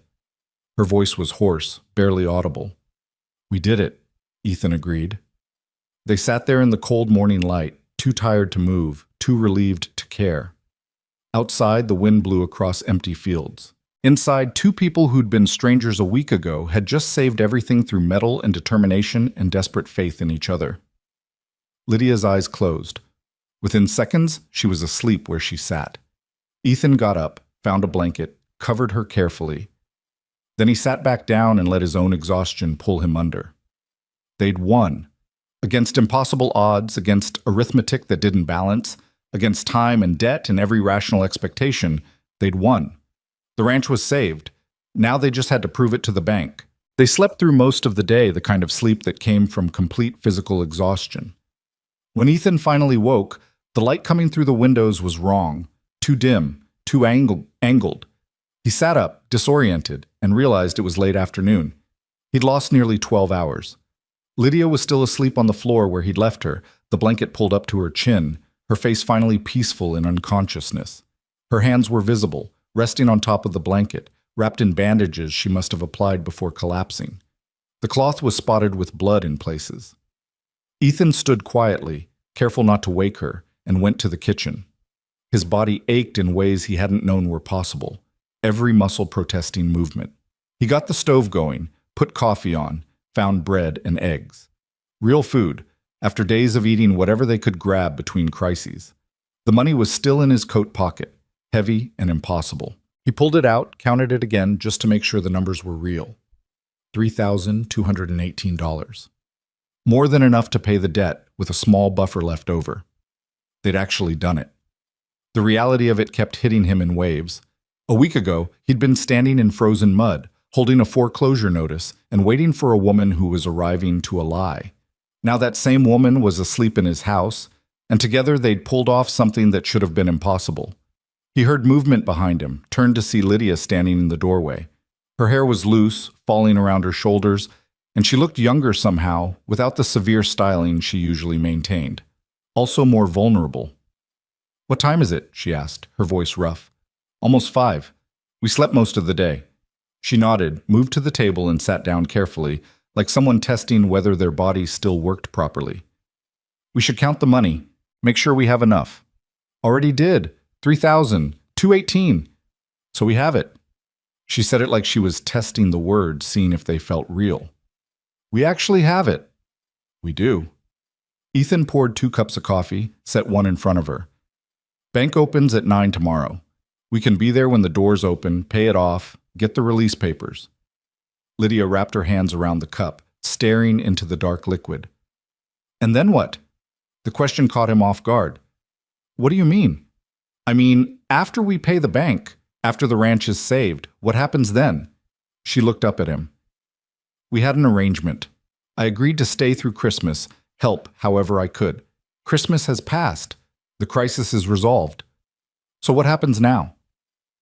Ethan sat down across from her, realizing he hadn't thought past the deadline. All his energy had been focused on survival, on making it to December 29th with enough money. He hadn't considered what came after. "I don't know," he said honestly. "I suppose that depends on what you want." "What I want is irrelevant. What matters is what we agreed to." Her voice was controlled, but he could hear something underneath it. Uncertainty, maybe. Fear. "I came here expecting a partnership and a future. You couldn't provide that then. Can you provide it now?" "The ranch is still damaged, still recovering from 2 years of drought. I've got enough to pay the debt, but not enough to rebuild properly. It'll be hard work, long hours, no guarantees." He met her eyes. "But it's honest work now. No more lies. And you'd be a full partner if that's what you wanted. Equal say in decisions, equal share in whatever profit we eventually make." "And what about the other part of the arrangement?" He knew what she was asking. The advertisement had been for a wife, not just a business partner. They'd been dancing around that reality since she arrived. "I won't hold you to anything," Ethan said carefully. "You came here under false pretenses. I lied about what I was offering. If you want to stay just as a business partner, that's fine. If you want to leave entirely, take half the money and start somewhere else, I won't stop you. You earned it." Lydia was quiet for a long time, her fingers tracing the rim of the coffee cup. Outside, the winter evening was settling in, shadows lengthening across the yard. "I don't want to leave," she said finally. "I don't have anywhere else to go, and more than that, I don't want anywhere else. This place, this work, it's the first thing that's felt right since my father died." She paused. "But I also don't want to be married to someone out of obligation or guilt. I've seen what that looks like. It's worse than being alone." "Then we don't," Ethan said. "We work together. Build the ranch back up. See what develops naturally, without pressure or pretense." He managed a tired smile. "We've already proven we work well together in a crisis. Maybe we can figure out the rest as we go." Something in her expression softened. "That seems reasonable." "Good." He stood, went to check the food cooking on the stove. Then first thing tomorrow, we go to the bank and end this nightmare. After that, we start figuring out what comes next. They ate dinner in comfortable silence, both too exhausted for much conversation. Afterward, Lydia examined her hands critically, rewrapped the bandages, then announced she was going to sleep in an actual bed for the first time in days. Ethan stayed up a while longer, sitting at the table with the money spread out in front of him. $3,218. It looked like so much and so little at the same time. Enough to save everything, not enough to fix everything. But it was a start. He woke the next morning to pale sunlight and the smell of coffee. Lydia was already up, dressed in her best dress. Still the mended traveling dress, but she'd cleaned it, pressed it as well as she could. She was braiding her hair with quick, efficient movements. "Big day," she said when she saw him. "I want to look presentable when we tell the bank to go to hell." Ethan couldn't help but smile. "That's the plan?" "That's exactly the plan." She finished the braid, pinned it up. "I've been looking forward to this moment for days. I want to savor it." They ate quickly, checked the money 3 more times, then hitched the wagon for the 8-mile journey into town. The morning was cold but clear, the sky that particular blue that only came in deep winter. Everything felt sharp-edged and crystalline, like the world itself was holding its breath. The town appeared small and shabby after Denver, just a collection of buildings along a single main street. But the bank stood prominent on the corner, solid brick construction that was meant to inspire confidence and permanence. Ethan pulled the wagon up in front, set the brake. His hands were shaking slightly. After months of dread, of watching this deadline approach like an avalanche, they were finally here. "Ready?" Lydia asked. "Ready." They walked in together. The bank was warm, heated by a large stove, and quiet except for the scratch of a clerk's pen. Behind the main counter, Ethan could see the bank manager's office, the door currently closed. The clerk looked up. "Can I help you?" "We're here to see Mr. Dawson," Ethan said, "about the Hale Ranch loan." The clerk's expression shifted. Recognition, possibly pity. Everyone in town knew about the foreclosure. "One moment." He disappeared into the back office. Ethan and Lydia stood at the counter, waiting. Ethan could feel his heartbeat in his throat. The clerk returned with Dawson, the bank manager. He was a thin man in his 60s, with wire-rimmed spectacles and the careful neutrality of someone who'd foreclosed on dozens of properties over the years. "Mr. Hale," Dawson said. His eyes went to Lydia, curious. "And this is?" "Lydia Brooks, my business partner." Ethan pulled the envelope of money from his coat. "We're here to pay the loan in full." Dawson's expression didn't change, but something flickered in his eyes. Surprise, maybe. He took the envelope, counted the money methodically. The silence stretched out, broken only by the whisper of bills being sorted. Finally, Dawson looked up. "This is $3,218. The loan amount is $3,847.52, Ethan said. "We're short." The words hit like a physical blow. Lydia went very still beside him. Ethan felt the world tilt. "What?" His voice came out hoarse. "No, that can't be right." The notice said. The notice stated the principal amount. Dawson pulled out a ledger, opened it to show rows of figures. Interest has continued to accrue since the notice was issued, at the agreed-upon rate of 8% per annum, calculated daily. His finger traced down the column. As of this morning, the total amount due is $3,847.52. $629 short. After everything, all the work, the desperate journey to Denver, the sleepless nights and bleeding hands, they were still $600 short. Ethan felt like he was going to be sick. The notice didn't mention, "The loan agreement you signed clearly states that interest continues until full payment is received." Dawson's voice was professional, not unkind, but not sympathetic either. "I'm sorry, Mr. Hale, but these are the terms you agreed to." "We can get the rest," Lydia said suddenly. Her voice was steady, controlled. "We have commission work, more pieces to sell. Give us 3 days. We'll have it." Dawson shook his head. "The foreclosure date is December 29th. That's tomorrow. If full payment isn't received by close of business tomorrow, the property transfers to the bank." "But we have most of it," Ethan heard himself saying. "Surely that counts for something. We're trying—" I understand this is difficult. Dawson closed the ledger. But the bank has obligations to its depositors. We've already been more than generous with extensions. The terms are clear. He paused. However, I can hold this payment and apply it to the debt. When the property is sold at auction, any proceeds beyond the loan amount will be returned to you. Combined with this payment, you should see some money back. Auction. The word felt like ash in Ethan's mouth. When? Likely February or March. Gives the buyer time to prepare. The buyer, Garrett, he'd get the ranch for a fraction of its value, probably the same $1,200 he'd offered. And after the bank took its $3,000, Ethan would get back maybe a few $100s. Everything his family had built, reduced to pocket change. There must be something we can do, Lydia said. She wasn't pleading, wasn't emotional, just stating fact. Some way to extend the deadline, arrange terms. I'm afraid not. The decision is out of my hands at this point.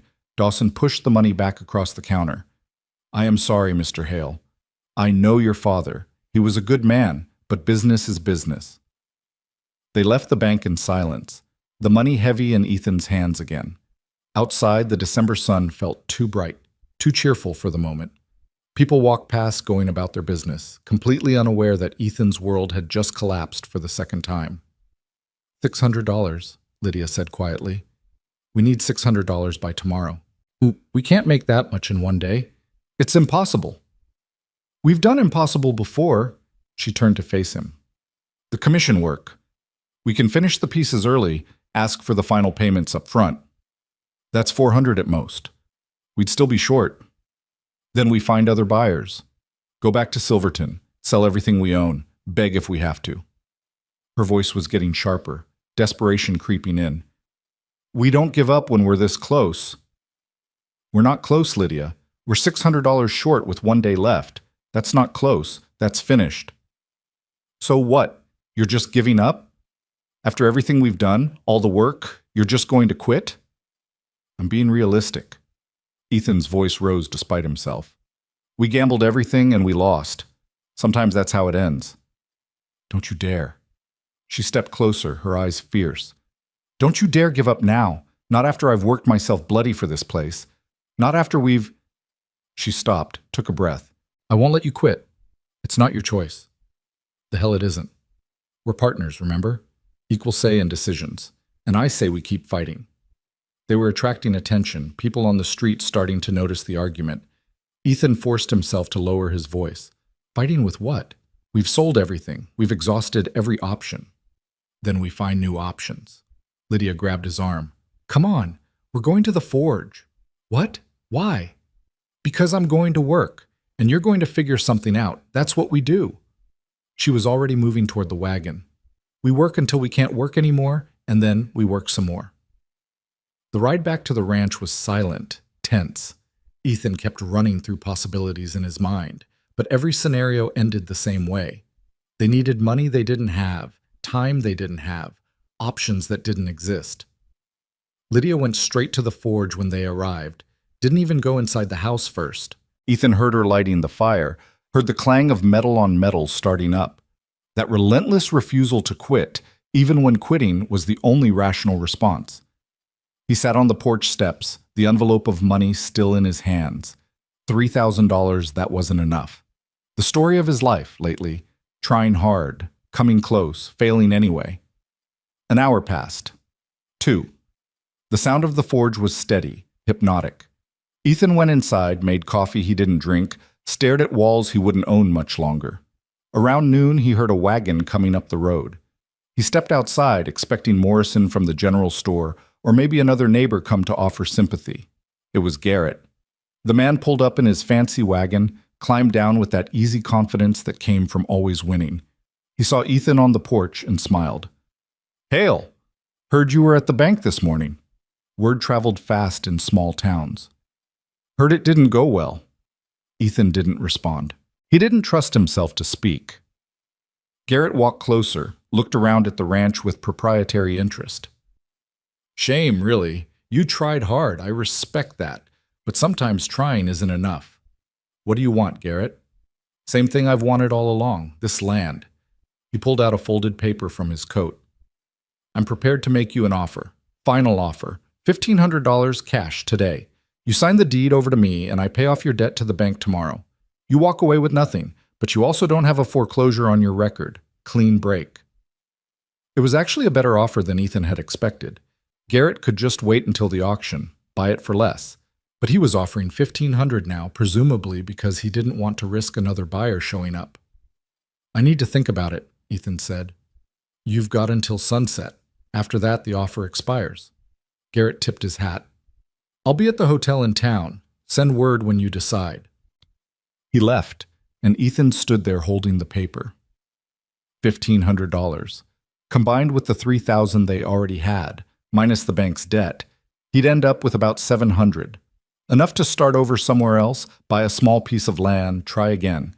It was more than he'd have if he lost everything to foreclosure. He walked to the barn, found Lydia still working at the forge.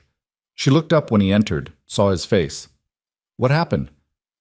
Garrett came, made an offer. $1,500 for the deed. He pays off the bank tomorrow. Ethan showed her the paper. It's better than losing everything. Lydia set down her hammer carefully. And you're considering it. I'm being practical. We can't raise $600 by tomorrow. This way we at least walk away with something. We walk away with defeat. She wiped soot from her face. We walk away knowing we were $600 short of winning. Sometimes losing is the best option available. I don't accept that. She moved closer, and he could see the exhaustion in her face, the desperation she was trying to hide. We have until sunset. That's 6 hours. In 6 hours, I can finish the commission pieces. We can ride to Caldwell and Patterson, collect the final payments. That's $400, Lydia. We'd still be $200 short. Then we find $200 more. Somewhere. Somehow. Her voice cracked slightly. I am not giving up when we're this close. Stop saying we're close. We're not close. We're beaten. No. She grabbed his arm. No, you don't get to decide this alone. This is my fight too now. I've bled for this place. I've worked until I couldn't stand. She stopped, and he saw something break in her expression. I've started to believe this could work, that we could make something here. Don't take that away from me. Ethan looked at her. This fierce, stubborn woman who'd appeared in his life a week ago and turned everything upside down.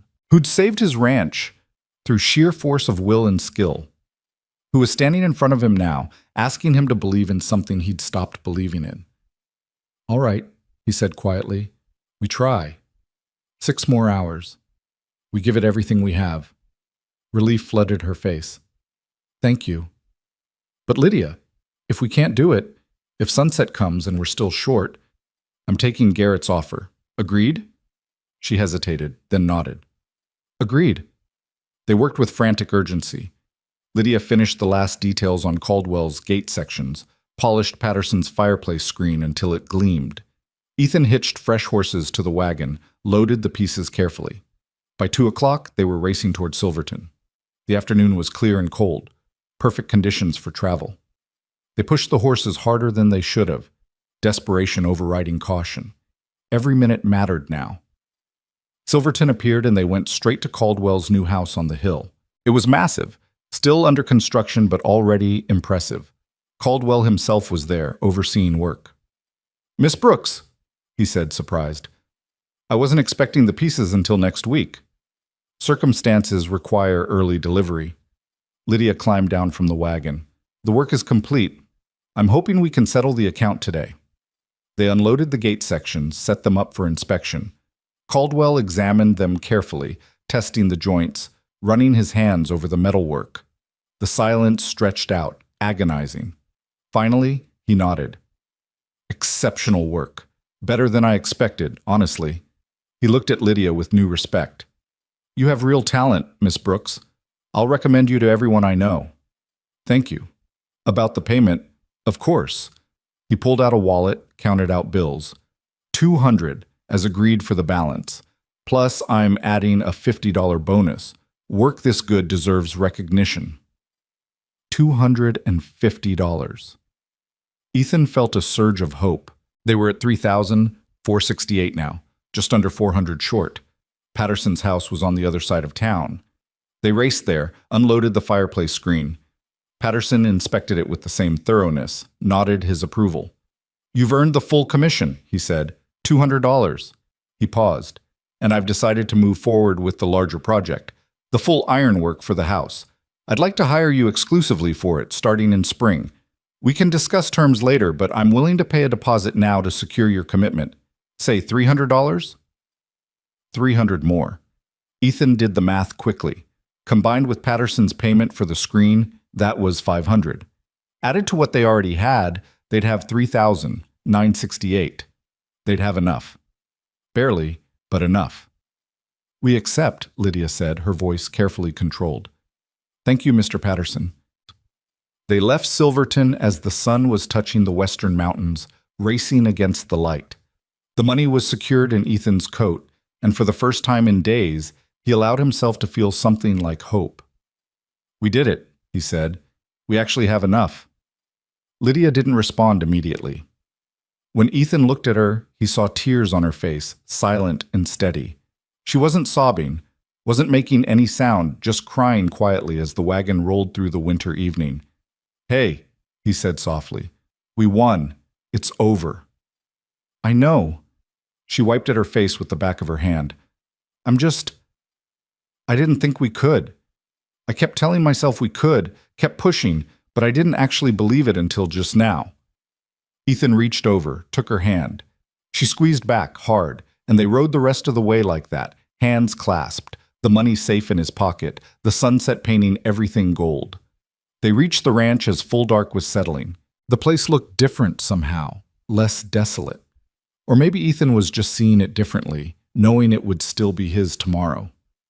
"We need to send word to Garrett," Lydia said as they unhitched the horses. "Tell him the offer is declined. First thing in the morning. Right now, I just want to sleep." But neither of them slept right away. They sat in the house drinking coffee, occasionally laughing at nothing in particular, the giddy relief of survival making everything seem slightly unreal. "What do we do now?" Lydia asked around midnight. "After we pay the bank tomorrow, after it's really over?" "We work," Ethan said. "We rebuild. We honor those commissions you took on. We make this place productive again." He looked at her. "We build something real. Together. Together." She smiled, the first truly unguarded smile he'd seen from her.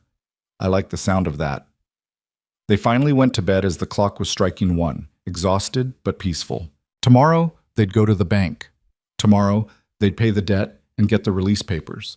Tomorrow, they'd start the real work of building a life from the wreckage of the last 2 years. But tonight, they could rest. They'd earned it. Ethan lay in bed, listening to the old house creak and settle, and thought about how 7 days could change everything. 7 days ago, he'd been desperate and alone and lying to a stranger. Now he had a partner, a future, and a ranch that would stay in his family. It wasn't the Christmas he'd expected. It was better. He fell asleep with the knowledge that tomorrow, when the bank doors opened at 9, he'd walk in with enough money to save everything. The nightmare was finally over. Except nightmares, he'd learned by morning, sometimes had one last twist waiting. Ethan woke to pounding on the door, harsh and urgent in the pre-dawn darkness.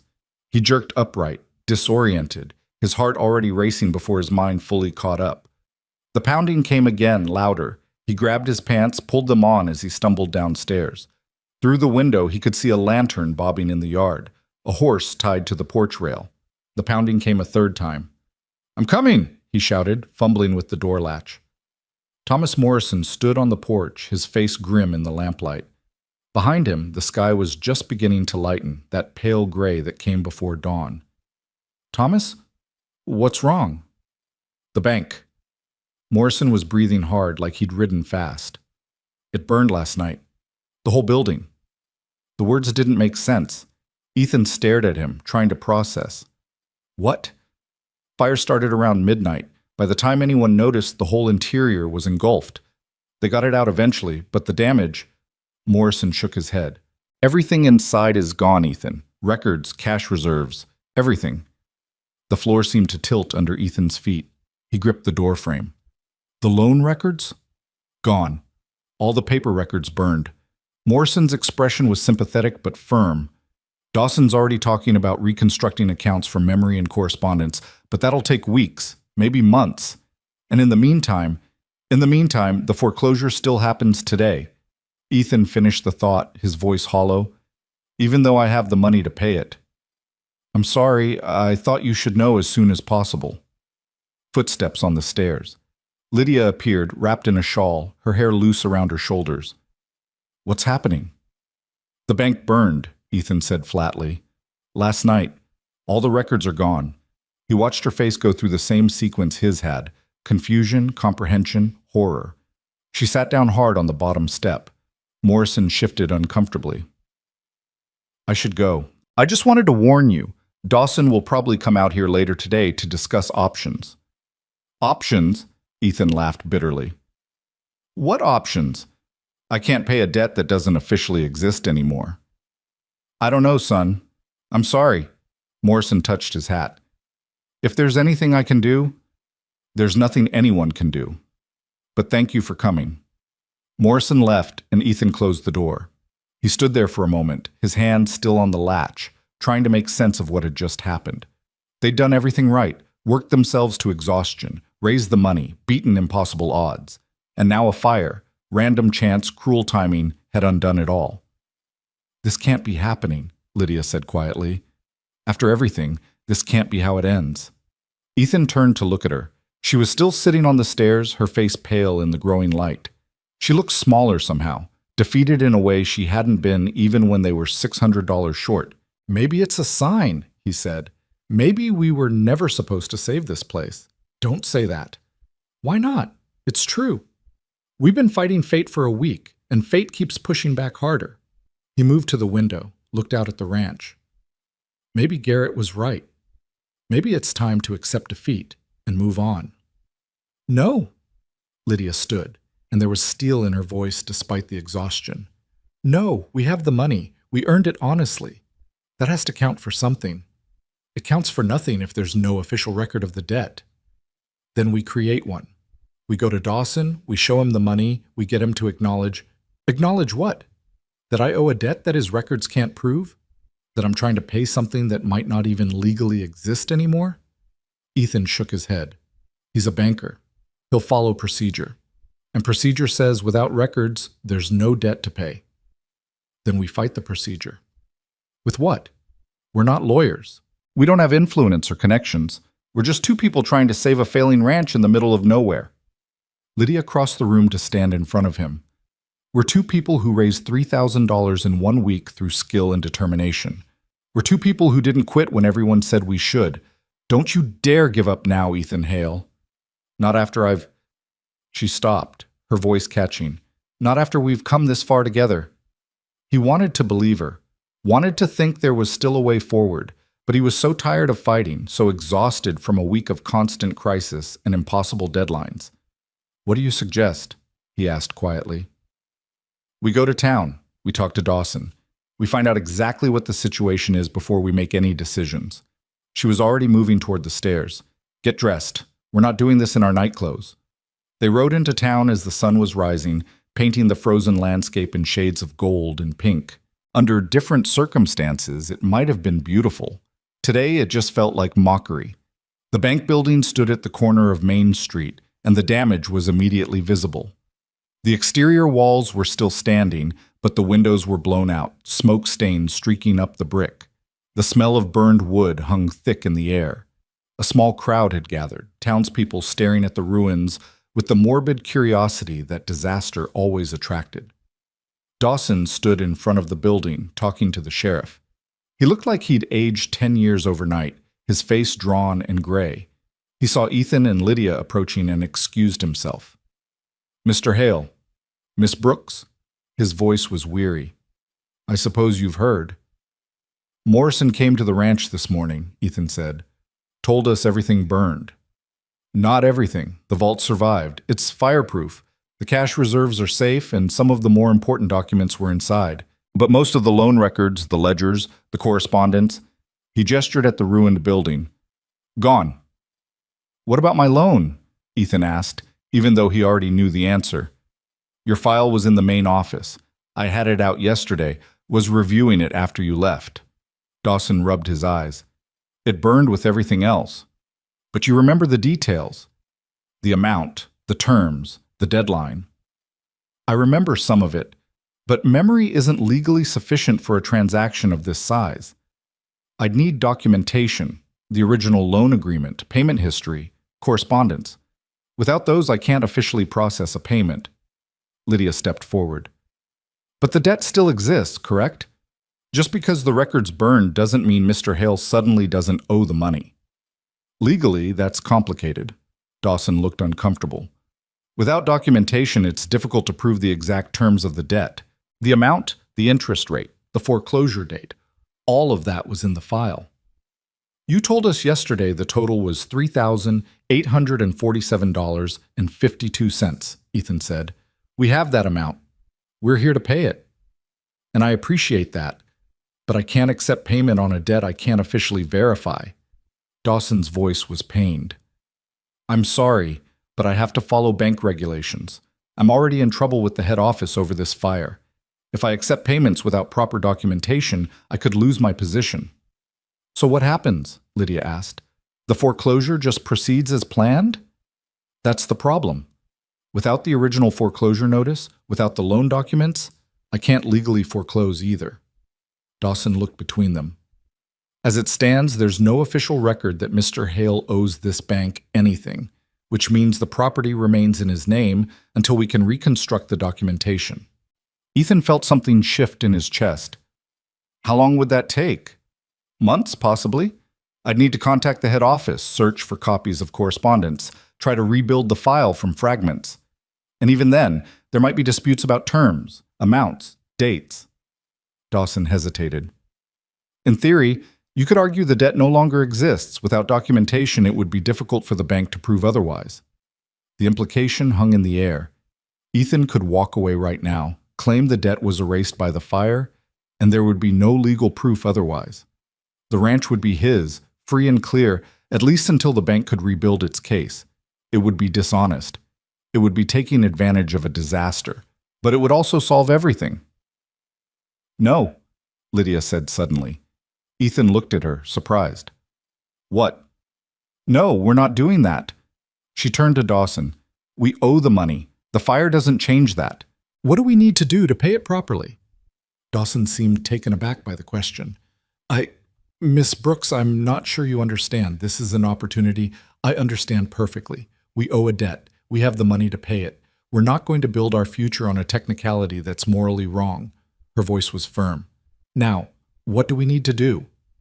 Ethan stared at her. Lydia, this could save everything. We could keep the money, use it to rebuild, actually have a chance built on dishonesty. She met his eyes. We started this partnership with lies. I won't continue it that way. Either we do this right, or we don't do it at all.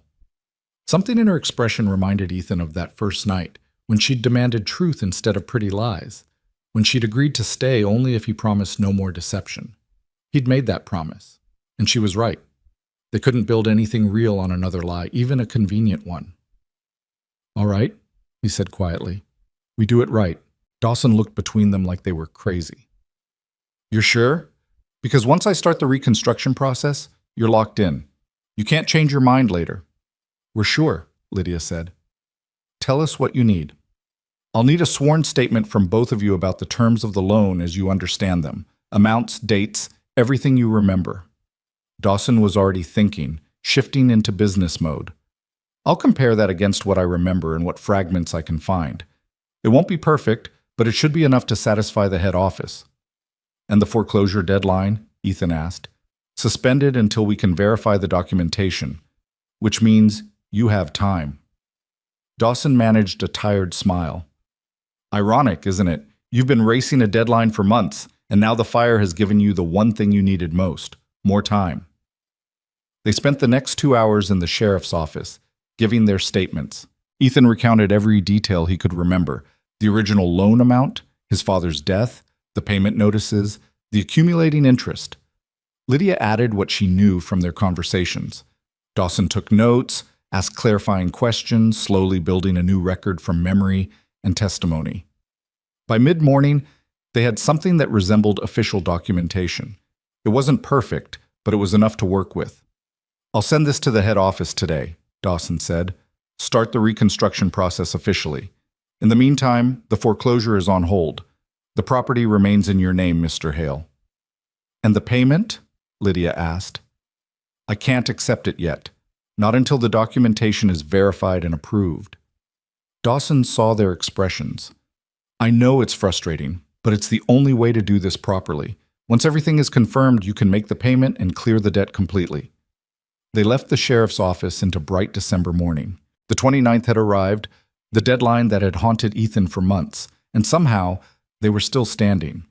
Not through the victory they'd planned, but through an accident of fire and an insistence on honesty. "We could have kept the money," Ethan said as they walked back to the wagon. "Started over with $3,000 and no debt." "Would you have been able to live with that?" Lydia asked. He thought about it honestly. "No, probably not." "Neither could I." She climbed onto the wagon seat. "My father used to say that character is what you do when no one would blame you for doing wrong. The fire gave us an easy way out. Taking it would have destroyed whatever character we've been building." Ethan climbed up beside her, picked up the reins. "You're a better person than I am." "I'm a more stubborn person. There's a difference." But she smiled as she said it. "Besides, we're partners. That means we keep each other honest." They drove back to the ranch slowly, both processing what had happened. The deadline had passed without resolution. The money sat heavy in Ethan's pocket, earned but not yet spent. The ranch remained theirs, but under a kind of limbo that could last months. It should have felt like failure. Instead, it felt like breathing room. "So what now?" Ethan asked as the ranch came into view. "Now we work." Lydia was looking at the property with new eyes. "We honor those commissions. I complete Patterson's fireplace screen properly, finish Caldwell's gate.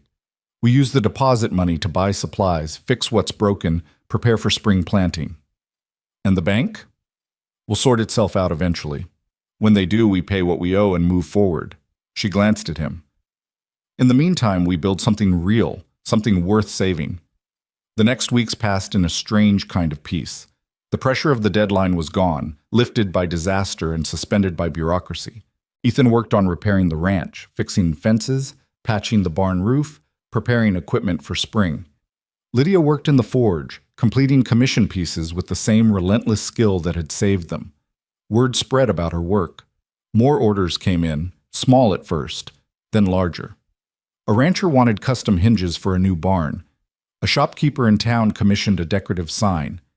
The mine owners in Silverton started contacting her about projects for the spring. The money came in steady increments, not the desperate rush of that week before Christmas, but reliable income that let them plan ahead. Ethan used it to buy cattle, just 4 head to start, but it was a beginning. They planted winter wheat in one of the fields, gambling on late moisture. January turned to February. Letters arrived from the bank's head office, requesting additional information, verification, clarification. Dawson handled most of it, but occasionally they had to provide more statements, more details. The process was slow and bureaucratic, but it was moving forward. On a cold afternoon in late February, Ethan was working on repairing a section of fence when he saw a wagon approaching. His first thought was Garrett. The man had been conspicuously absent since the fire. But as it got closer, he recognized Dawson. The banker climbed down, carrying a leather folder. "Mr. Hale, is Miss Brooks here?" "In the forge. What's this about?" "Good news, I hope. Could you both come to the house?" They gathered around the kitchen table, Lydia still in her forge apron, soot on her hands. Dawson opened the folder, pulled out several documents. "The head office has completed its review," he said. "They've verified the loan terms based on our statements, cross-referenced with correspondence they had on file from your father's original application. Everything checks out." Ethan felt his heart rate pick up. "Meaning?" "Meaning the debt is officially reinstated. $3,847.52 due immediately." Dawson pulled out another paper. "And I'm authorized to accept payment today, if you're ready." Lydia looked at Ethan. He looked back, and in that moment, they were back in the Denver market, counting money by lamplight. Back in Silverton, racing against sunset. Back in that first conversation when she'd demanded honesty and he'd finally given it. "We're ready," Ethan said. He went upstairs, retrieved the money from where they'd kept it safe for 2 months. Every dollar they'd earned that desperate week in December, carefully preserved. He brought it downstairs and counted it out on the table, watching the bills pile up. $3,847.52. Dawson counted it twice, made notations in his ledger, then pulled out a final document. "This is the satisfaction of debt. Sign here, and the loan is paid in full. The ranch is yours, free and clear." Ethan's hand shook slightly as he signed. Beside him, Lydia signed as witness. Dawson added his own signature, stamped it with the bank's seal. "Congratulations," he said, handing Ethan the document. "The nightmare is officially over." After Dawson left, Ethan and Lydia sat at the table in silence, looking at the paper that said they'd won. The ranch was theirs. The debt was gone. Everything they'd fought for, everything they'd worked for, it was real now. "We should celebrate," Ethan said finally. "How?" "I have no idea. I'm too tired to think of anything." Lydia laughed, the sound slightly hysterical. "We save a ranch through fire and bureaucracy and impossible odds, and we're too exhausted to celebrate properly. We'll celebrate tomorrow. Today we just—" He stopped, not sure how to finish. "Exist," Lydia supplied. "Today we just exist without crisis." They went outside, walked across the ranch that was definitively theirs now. The late afternoon sun was warm, one of those early hints that winter wouldn't last forever. In the fields, the winter wheat was already showing green shoots. In the barn, the 4 cattle looked healthy. The forge stood ready for tomorrow's work. It wasn't prosperous yet, wasn't fully recovered. But it was theirs, and it was alive, and that was enough.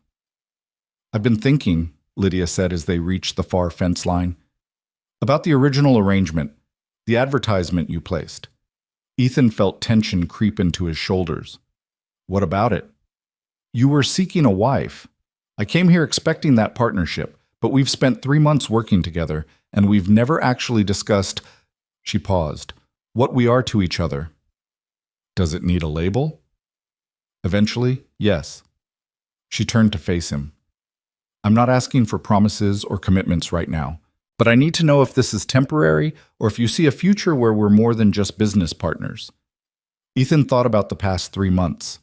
The desperate race to save the ranch, the long hours working side by side. The way she'd refused to let him quit when quitting was the easy choice. The way she'd insisted on honesty even when a lie would have been convenient. "I see a future," he said carefully, "but I'm not sure what shape it takes yet. We've been in crisis mode so long, I don't know what normal looks like with us." "Then maybe we figure out normal first." Lydia's voice was soft.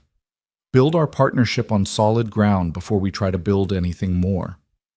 "That seems wise." "But Ethan?" She stepped closer. "I want you to know I'm not going anywhere. This place, this life we're building, it's mine too now. Whether that's as your business partner or eventually something more, I'm committed." He reached out, took her hand. Her palm was rough with calluses from forge work, her fingers strong. "Good.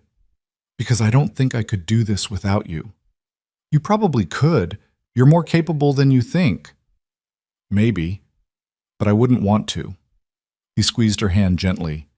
"Everything good that's happened in the last 3 months happened because we worked together. I'd like to keep doing that." "So would I." They stood there as the sun sank lower, hands clasped, looking out over land that was damaged but healing. Behind them, the house needed paint and repairs. The barn needed a new roof. The fields needed attention. There was work enough for years, but it was their work now, their future to build. Spring came slowly, grudgingly, the way it always did in the high plains. The snow melted, revealing brown grass that would eventually turn green. The winter wheat thrived. Lydia's commission work brought in steady money, enough to buy more cattle, more equipment, supplies for the forge. They developed routines. Ethan handled the ranch work, Lydia handled the metal work, and in the evenings they worked together on repairs and plans. Sometimes they talked for hours. Sometimes they worked in comfortable silence. The partnership deepened without either of them quite noticing how it happened. In April, Thomas Morrison brought news that Garrett had bought property in Wyoming, was moving his operations north. The threat that had hung over them for so long simply evaporated, Garrett moving on to easier targets. "Good riddance," Lydia said when she heard. In May, Lydia completed the full commission for Patterson's house. Railings, gates, decorative pieces throughout. The payment was enough to buy a dozen more cattle and hire a hand to help with the summer work. In June, they stood in the newly planted fields and watched the crops growing strong. The drought had broken sometime during the winter, regular rains returning to replenish the wells and nourish the earth. The land was healing. One evening in late June, as they sat on the porch watching fireflies dance across the yard, Ethan brought up the question that had been on his mind for weeks. "The original arrangement," he said, "the one we set aside to focus on survival. I think it's time we addressed it properly." Lydia set down the piece she'd been working on, a small decorative hook, something she made in her spare time now. "All right, what are you proposing?" "A real partnership, legal, official, permanent." He turned to face her. "I'm asking you to marry me, Lydia. Not because I placed an advertisement or because we had an arrangement, but because I can't imagine doing this with anyone else." She was quiet for a moment, her expression unreadable in the gathering dusk. "That's quite a speech." "I've been practicing. I can tell." She smiled then, that rare, unguarded smile that still surprised him every time. "Yes, I'll marry you, on one condition." "Name it." "We do it as equals, true partners in everything. The ranch, the forge, the decisions, all of it. No assumptions about roles or expectations. We build this marriage the same way we built everything else, together, honestly, with neither of us in charge. I wouldn't have it any other way." They were married in July by the circuit judge who came through town once a month. It was a simple ceremony, witnessed by Thomas Morrison and a few neighbors who'd watched them fight to save the ranch. No fancy dress, no elaborate celebration, just two people making promises they intended to keep. Afterwards, standing outside the courthouse in the summer heat, Lydia looked at the marriage certificate with a wry expression. "Not quite how I expected this to turn out when I answered your advertisement."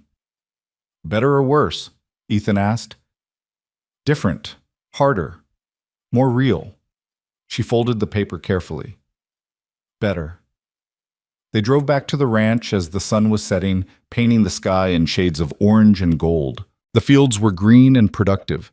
The cattle grazed peacefully. The forge stood ready for tomorrow's work. "You know what I realized?" Lydia said as they pulled into the yard. "You never actually got what you advertised for." "What do you mean?"